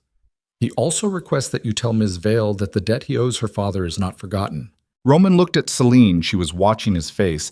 He said into the phone, "Where?" The address was 8 blocks north. A restaurant, closed at this hour, owned by someone in Aldrich's network. Roman relayed it to Dario without explanation, and they went down the fire escape and moved through the back streets with Vera on point, moving fast and close to the building faces. The kind of movement that looked purposeful rather than furtive from a distance. They made 8 blocks in 11 minutes. The restaurant was dark from the outside. The back door opened before Roman knocked. Aldrich was inside. He was sitting at a table near the kitchen pass-through with a cup of coffee and 2 of his men standing behind him, and he was 70 years old and looked it in the specific way of a man who had spent those 70 years doing things that left marks. His hands on the table were the hands of someone who had used them for things beyond the ceremonial. He looked at Selene when she came in, and something crossed his face. Not quite grief, not quite relief. The face of someone who had been waiting for an accounting. "You look like your mother," he said. Selene sat down across from him without being invited. "You look like someone who came to the tribunal expecting a fight." "I came prepared for one. There's a difference." He looked at his coffee. "Your father and I had a disagreement in the last year of his life. A serious one. I've lived with the fact that it prevented me from being the kind of ally he needed at the end." He looked up. "I won't make the same mistake twice." Roman sat down beside Selene. "The federal contact is burned?" Aldrich nodded. "I know.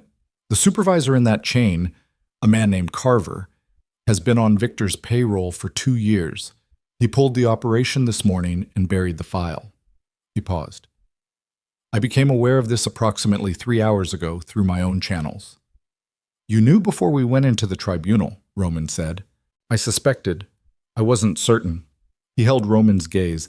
I made the calculation that the documentation was still necessary, still real, regardless of whether the external mechanism was intact. The council needed to see it.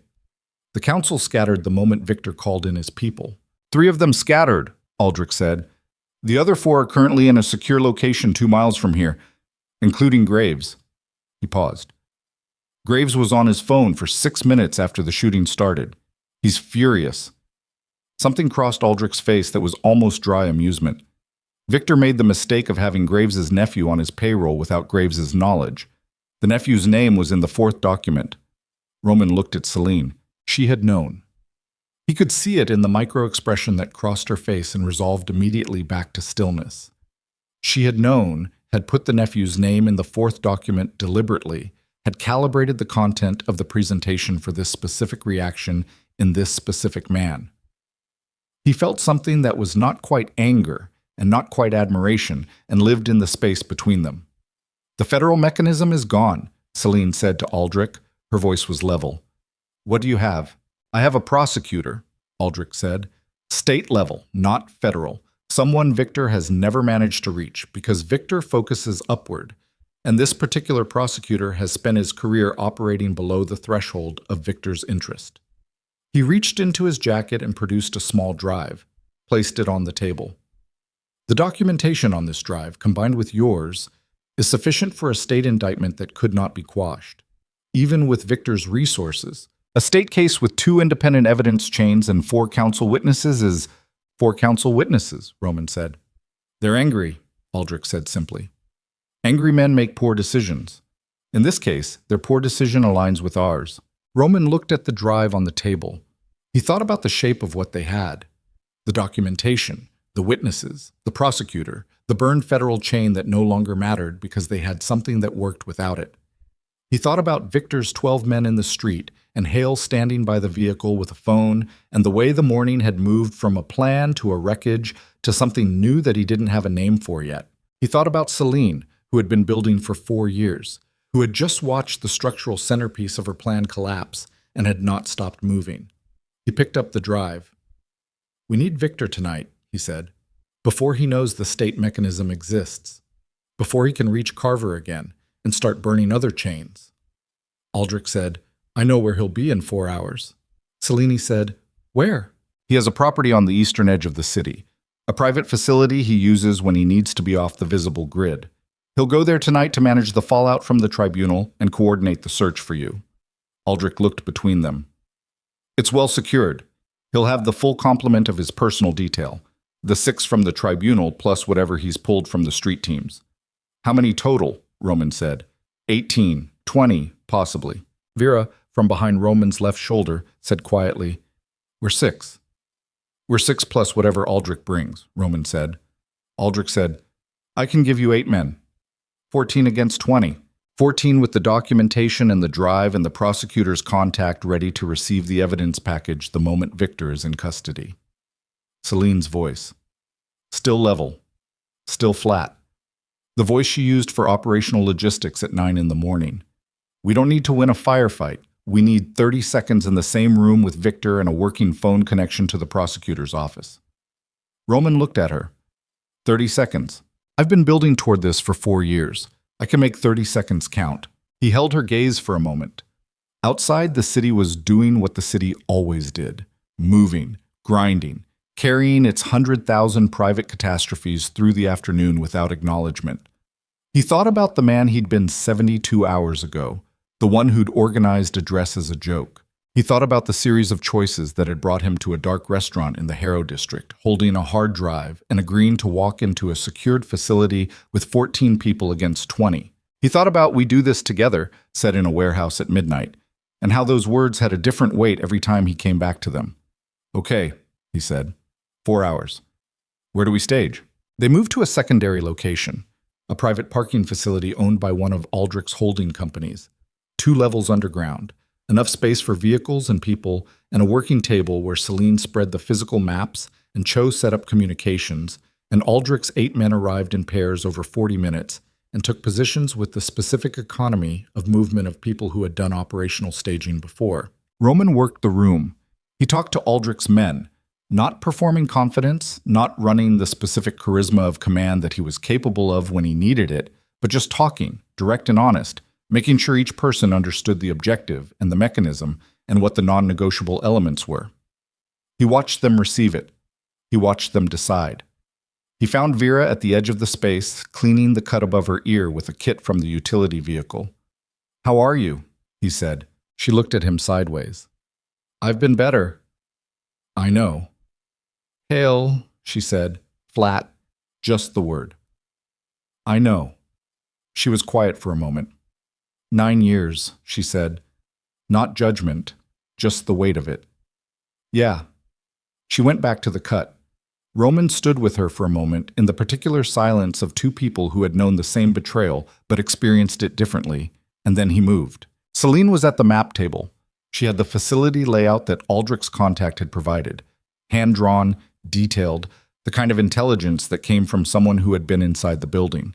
She was marking entry points with a pen, her hand moving in the quick, assured strokes of someone who thought in spatial terms.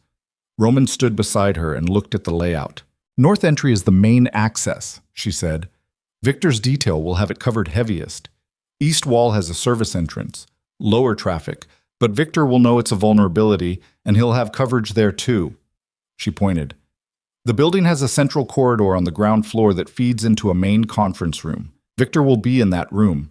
He always takes the room with the most exits." "Ironically," Roman said. She almost smiled. Almost. "We split the approach. One team creates noise at the north entry, enough to draw the detail's attention without engaging fully. Second team goes in through the east service entrance while the detail is repositioning." She looked up. "We have 4 minutes, maybe 5, before Victor hears the north distraction and moves. We have to be in the corridor before he moves. What happens when we reach him?" "I activate the connection to the prosecutor's office. I have a pre-established verification protocol. They'll receive the complete evidence package in encrypted form the moment the connection opens." She held his gaze.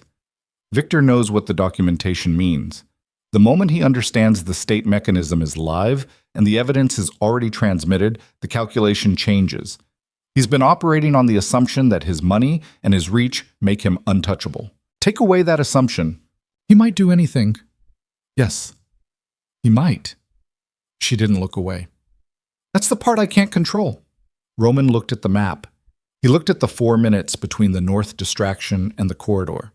He looked at the single line from the service entrance to the conference room and thought about everything that lived in that distance.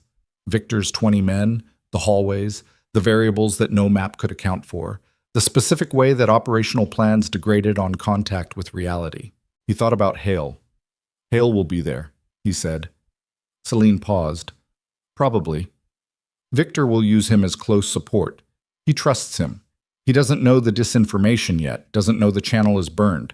Hale is the asset he thinks is clean." "Yes." Roman looked at the map for another moment. "I'll handle Hale." Selene looked at him. The look was careful, specific, measuring not his capability, but something else, the thing behind the capability, the thing that made him say, "I'll handle," rather than any other phrasing. She seemed to find what she was looking for, or at least to accept what she found. "Okay," she said. The 4 hours moved. Roman ate something from the supplies in the utility vehicle.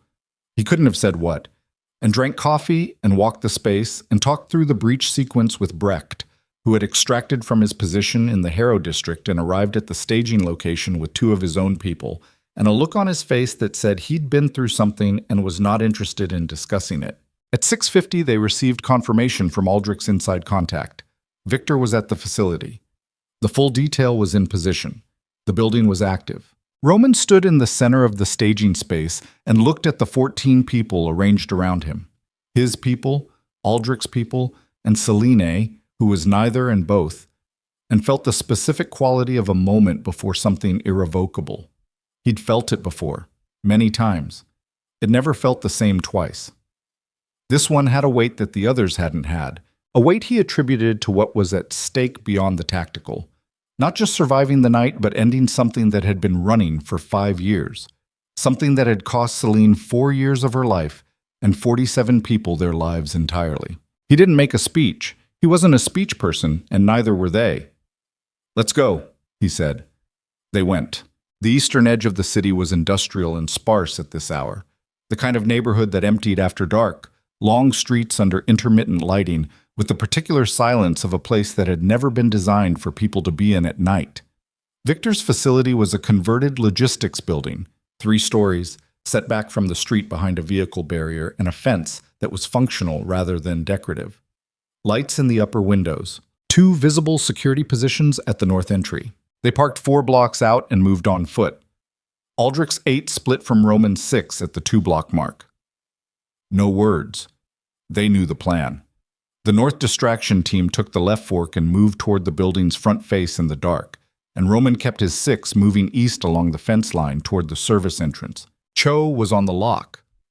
45 seconds, which was 15 seconds longer than Roman had allotted, which meant the 4-minute window had become 3 minutes and 45 seconds, which was still inside the workable margin, but only just.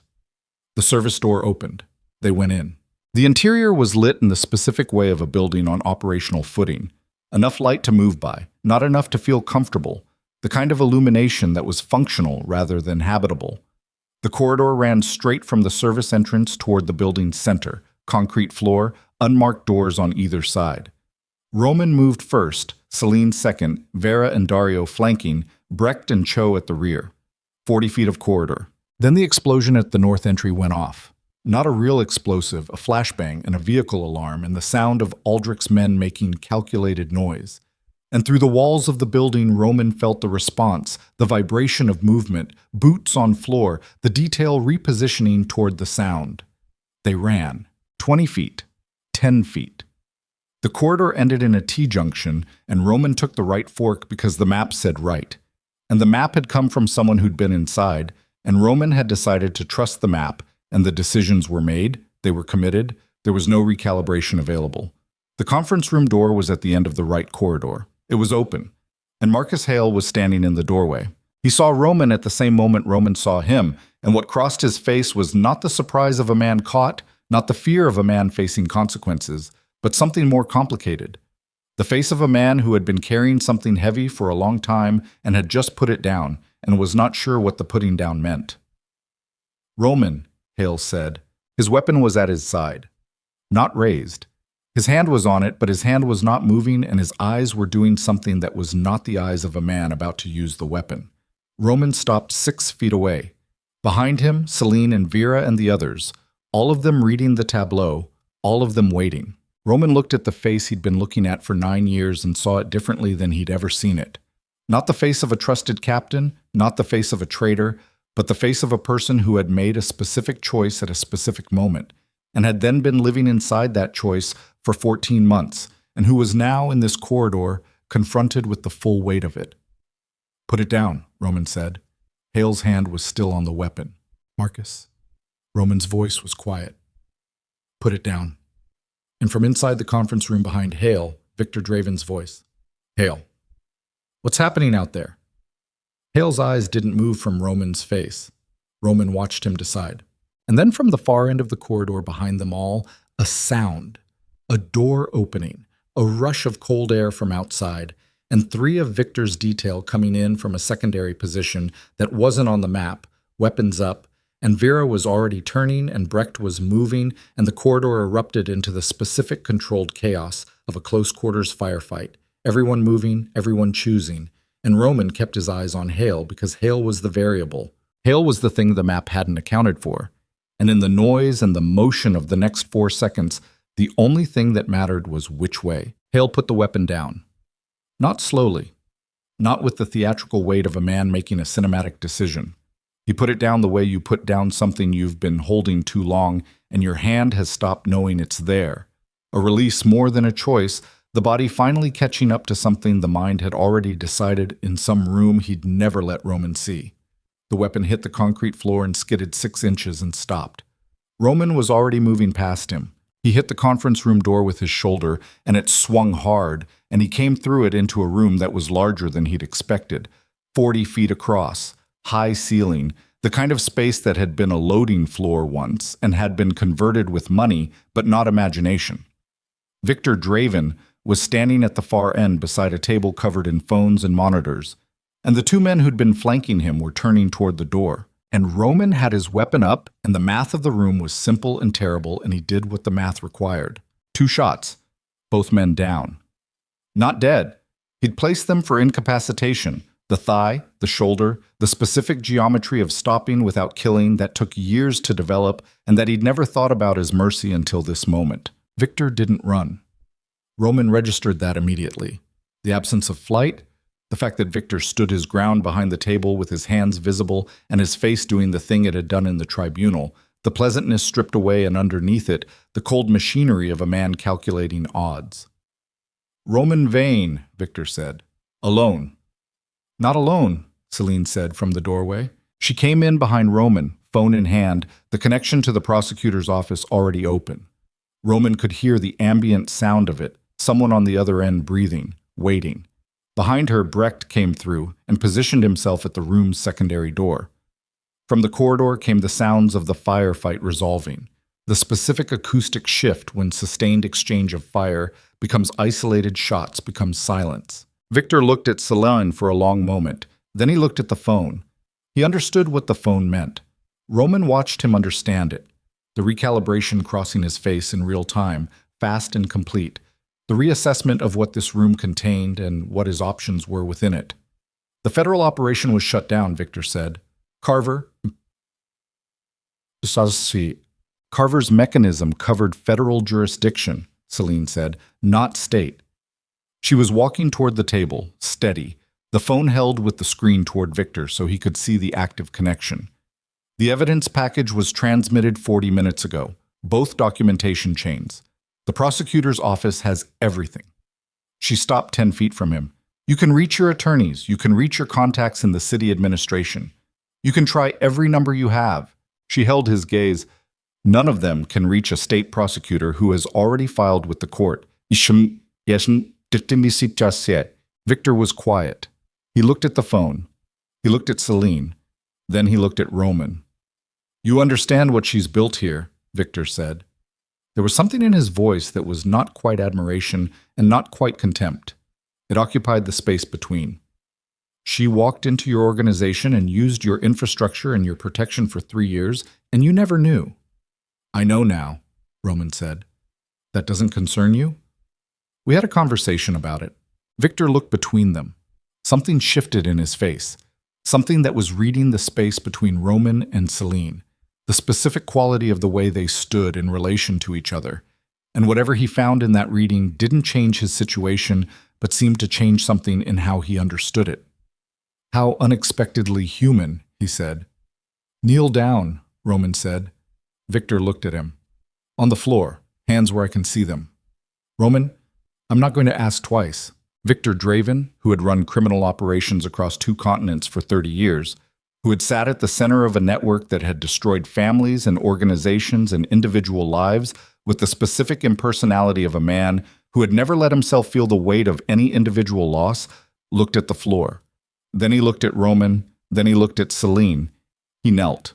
Roman kept the weapon on him and breathed and felt the room settle around him, felt the specific quality of aftermath beginning to move in. The body's recognition that the acute phase was ending, the cascade of physical effects that combat suppressants when they recede. His hands were steady. They were always steady. But his chest was doing something complicated, something that had to do with 9 years and 14 months, and a name on a floor in a corridor. Brecht came to the table and began securing Victor with the restraints from his kit, professional and silent. Selene was on the phone, speaking quickly to whoever was on the other end, confirming the transmission, giving the location. Roman lowered his weapon and stood in the center of the room and listened to the building around him. The settling of the firefight into final silence, the distant sound of vehicles, the specific acoustic signature of a situation that had moved from crisis into consequence. He turned and walked back to the doorway. Hale was in the corridor. He was sitting against the wall with his knees up and his forearms resting on them and his weapon still on the floor 3 feet away. He looked up when Roman came through the door, and his face had the quality of a man who had arrived somewhere he'd known he was heading and had stopped pretending otherwise. Roman crouched down in front of him. Up close, the face he'd known for 9 years looked like it had aged something in the last 24 hours. The lines around Hale's eyes were deeper than Roman remembered them. His jaw had the set of someone who had been clenching it for a long time, months probably. The tension so habitual it had become structural. "How did it start?" Roman said. Hale looked at the floor between his feet. "Victor had something on me. From before. Something I'd done before I came to you." He was quiet for a moment. "I didn't think he'd ever use it." "Then he did." "What did he want?"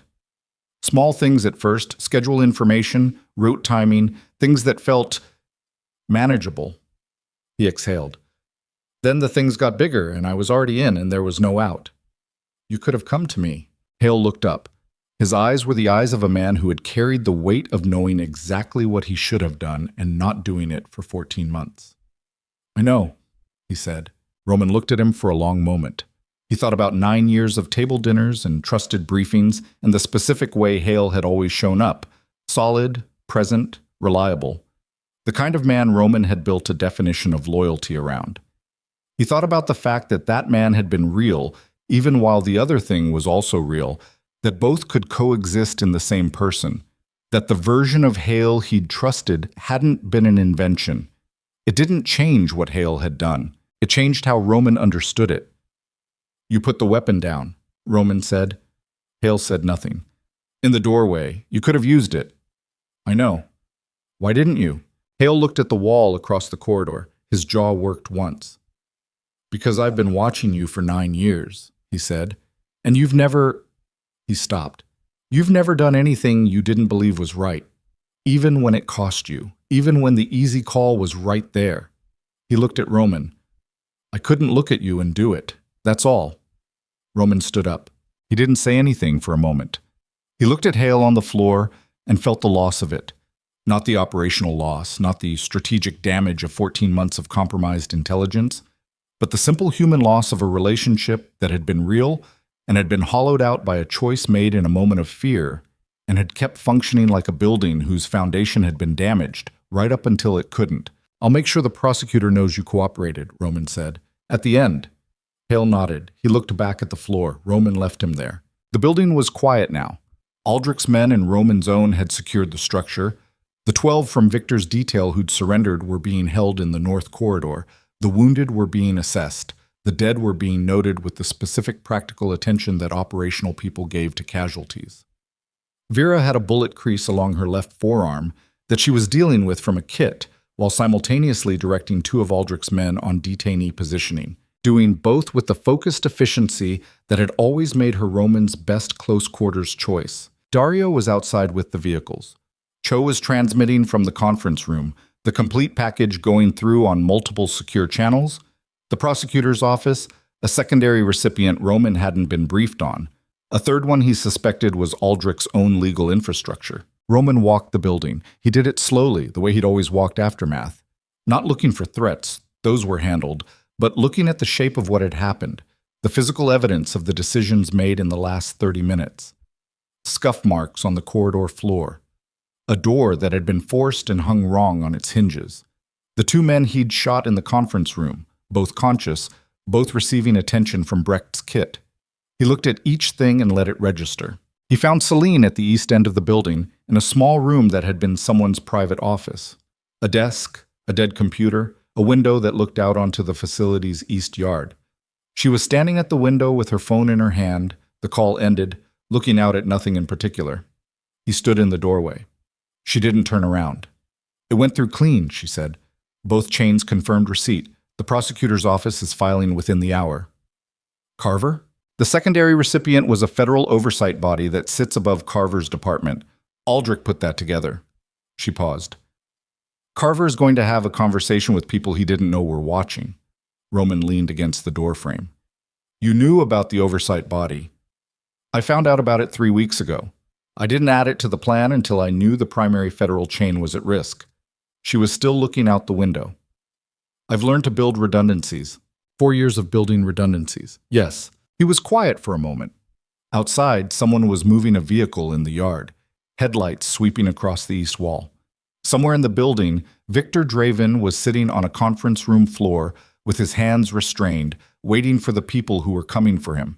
And the wait was the most power Roman had ever held over another person, and it felt like nothing, less than nothing, like a door you'd been pushing against your whole life. And it turned out the thing behind it wasn't the thing you thought. Your father's protocols, Roman said. Selene was quiet. The ones you followed when it happened. The night your family... He stopped, started again.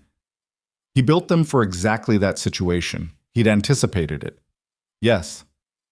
He was protecting you specifically, not the organization, you. She turned from the window. Her face in the low light of the dead office was the face he'd been reading for 3 years and still didn't fully know, and he'd accepted somewhere in the last 24 hours that not fully knowing was not a deficiency but a feature, that there was always going to be more to read, that this was not the face of a person who could be finished. He knew the organization was a target, she said. He'd been receiving intelligence about Victor's movements for 6 months before it happened. He didn't know the mechanism or the timeline, but he knew. She looked at her phone, turned it once in her hand. He set up the protocols. He hid the resources. He sent me to the city on a pretext 3 days before it happened. She paused. I didn't know he knew. I thought it was a coincidence being in the city when it happened. I was angry at myself for years for not being there. He saved your life. Yes. The word came out smaller than the others. Not weaker. Smaller, the way something is when it's been compressed by a long time of sitting with it. I was angry at him for that too, for a while, for making the decision without telling me. She looked up. He made the right call. I know that. I knew it probably 3 years ago, but knowing something is right doesn't make the weight of it any less. Roman nodded. He understood the shape of that. The marrow resources, he said. What you told me in the warehouse, the idea for what to build with them. She looked at him. Careful. Tell me the rest of it, he said. She was quiet for a moment. Then she moved to the desk and sat on its edge. And the quality of the movement, the slight letting go in it, the micro-surrender of a person who had been holding their posture for a very long time, was the most human thing he'd watched her do in 3 years. The routes my father built weren't just smuggling corridors, she said. They were relationships. Port officials, logistics managers, customs contacts across 3 continents. People who trusted the Marrow name because the Marrow name had always been reliable. Some of those relationships survived the collapse. The people are still there. She looked at her hands. Trafficking operations run through those same corridors now. Different operations, different operators. Same infrastructure my family spent 40 years building. She looked up. I want to use the remaining Marrow resources to dismantle them, not as an organization, as an intelligence and support mechanism. Fund the investigative operations that don't have funding. Provide the root intelligence that law enforcement doesn't have access to. She paused. Turn what my family built into something that undoes what it enabled. Roman was quiet for a long moment. He thought about the map on the warehouse wall, all those threads converging on Victor's name. He thought about the 4 years she'd spent pointing everything she had at that convergence point. He thought about what a person did after the thing they'd aimed at for 4 years was done, and how the answer to that question was maybe the most important answer there was. You'll need legal infrastructure, he said, the kind that can hold up to scrutiny in multiple jurisdictions. I know. And people who know how the corridors work from the inside. She looked at him. Her expression was doing the careful measuring thing. I know people, Roman said, who are done with what they've been doing and are looking for something to put it toward. He held her gaze. Including, possibly, me. The silence lasted long enough that Roman heard the buildings settling around them. The specific sounds of a structure cooling in the night air, the distant noise of the first official vehicles arriving at the north entry. The sounds of the world beginning to reassert itself over the space that the last 12 hours had carved out. That's not a small thing you're saying, Selene said. I know. You've built what you have over 20 years. Walking away from it, I'm not talking about walking away from what I've built. I'm talking about what you do with what you've built. He paused. There's a difference. She looked at him for another long moment. The measuring look had changed. It was still precise, still seeing more than most people showed, but something in it had opened slightly, the way a door opens when the lock is finally the right lock. I'll think about it, she said. That's all I asked. He pushed off the door frame and moved back toward the conference room, and behind him he heard her breathe, a full exhale, slow and complete, the kind you produce when something that has been held at tension for a very long time is finally allowed to release. The official vehicles arrived in stages over the next 40 minutes. State prosecutor's office first, the lead investigator. A compact woman named Reyes who moved through the building with the focused efficiency of someone who had been waiting for this specific night and was not going to waste a moment of it. She spoke to Selene for 12 minutes in the conference room and then spent the next 20 processing the space with her team, her face showing nothing except the particular concentration of a professional doing the thing they were made for. Victor was taken out through the north entry in restraints and the specific absence of ceremony that was its own kind of statement. Roman watched from the corridor. Victor didn't look at him as he passed. He looked straight ahead with the face of a man who had already begun the long internal calculation of the next phase, the lawyers, the strategy, the angles. The machinery that defined him was still running. It would run until something stopped it. The documentation was what would stop it.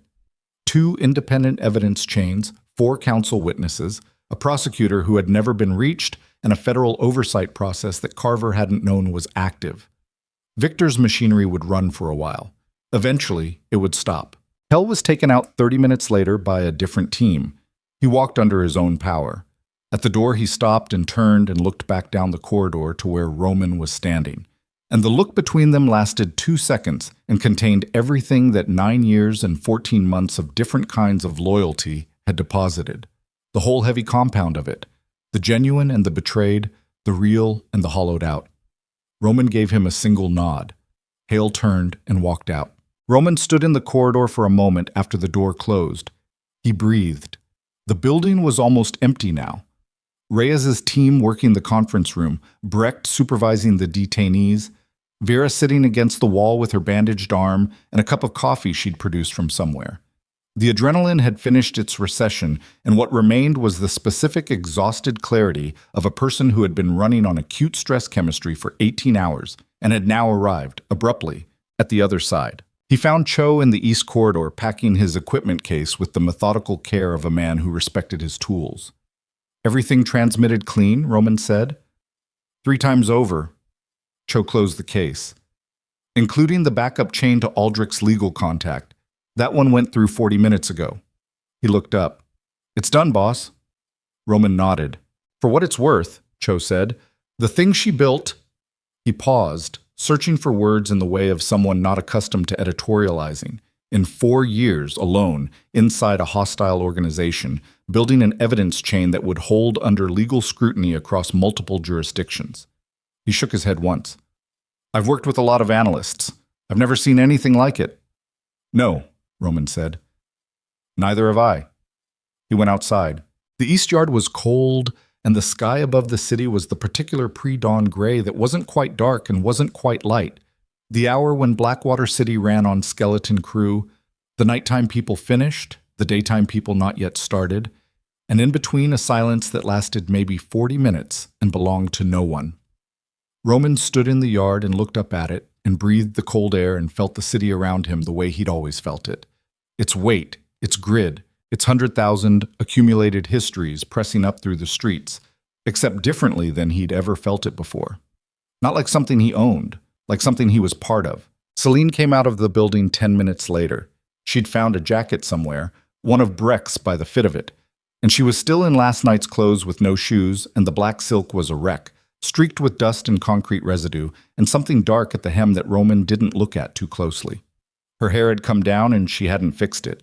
She looked, for the first time in his experience of her, like someone who had been through something. She came to stand beside him in the yard, a foot of distance, looking up at the same sky. The prosecutor wants a formal deposition in 72 hours, she said. Both of us. I know. There are going to be aspects of the last 18 hours that are difficult to characterize legally. I know. We should discuss with an attorney what... Selene. He turned to look at her. 72 hours. We have 72 hours. He paused. Can we have 72 hours before we start talking about the next problem? She looked at him. Something in her face shifted, the operational mode receding, which he'd seen it do only a handful of times, and underneath it whatever was actually there, the real face, the 22-year-old in a burning city and the person she'd built on top of that foundation. Yes, she said, 72 hours. They stood in the yard, the sky lightened by degrees, the gray going paler, the first suggestion of color appearing at the eastern horizon above the city's jagged line. Roman watched it happen with the patience of a man who had learned somewhere in the last 18 hours that patience was not the same as passivity, that you could stand still and be moving towards something at the same time. The charity gala, Selene said. He looked at her. Aldrich mentioned it last week, a benefit event for the Eastern District Housing Trust. It's in 3 weeks. She was looking at the horizon. He said he was planning to attend and suggested it might be worth being visible, as a signal that things had changed. Public visibility. Yes. You and me. Among others. A pause. But yes. Roman looked back at the horizon. He thought about the Obsidian Gala 4 days ago, though 4 days felt like a unit of measurement that didn't apply to anything he recognized. Selene stepping out of the limousine under gold light and the crowd going still, and the joke he'd organized becoming something he hadn't had words for. He thought about the harbor, the glass walls of a room overlooking water, the different quality of a crowd that bowed not out of fear, but out of something harder to manufacture and harder to take away. 3 weeks, he said. Yes. That's enough time to get a dress that doesn't look like it was worn through a firefight. She turned to look at him, and the thing that crossed her face was not the controlled stillness, and not the assessment look, and not the focused calm of a person managing a crisis. It was something that lived below all of those, something that had survived 4 years of burning and building and moving through hostile spaces in the dark. Something stubborn and real, and entirely her own. She almost smiled. Not almost. She smiled. Small, contained, the kind of smile that didn't need to be large to mean what it meant. I'll talk to Carmela, she said. Roman looked back at the sky. Blackwater City was coming back to life around them in the way it always did at this hour. The first delivery vehicles, the early workers, the infrastructure of ordinary life reasserting itself over the extraordinary with the specific indifference of a city that had seen everything and continued regardless. He thought about what he'd said in the conference room doorway, the people he knew who were done with what they'd been doing, including, possibly, him. He'd meant it when he said it, and he meant it standing here now, in the cold yard, watching the sky go from gray to something that was beginning to be morning. He'd built what he'd built, and it had been real, and some of it had been right. And some of it had been a version of himself that the last 18 hours had made insufficient for what came next. The man who'd organized a dress as a joke was not the man standing in this yard. He wasn't certain who the man in this yard was yet. He had some ideas. He had the shape of it, the outline of a person who could take 20 years of knowing how systems worked and what moved through them and use that knowledge differently. Not violently, not toward the accumulation of territory and leverage and the specific power that came from being the most dangerous thing in every room. Toward something else. The thing Selene had described in the warehouse, dismantling what the corridors had enabled, turning the infrastructure of harm into the infrastructure of its own undoing. It would be hard. It would be slower than anything he'd done before, without the clean satisfaction of direct action and immediate consequence. It would require him to be patient in ways he'd never been patient, and careful in ways he'd never been careful, and accountable in ways he'd never been accountable. He thought about Selene at 22, following protocols in the dark of a burning city. He thought about 4 years of building alone. He thought about what a person could do with 20 years of knowledge and someone who knew how to build things that lasted. Brecht appeared at the building's east door. "Vehicles are ready," he said. "Reyes wants us available by phone for the next 8 hours." "Tell her we'll be available," Roman said. Brecht went back in. Roman turned to Selene. She was already looking at him with the look, not the assessment, not the operational, but the real one. And he held it for a moment.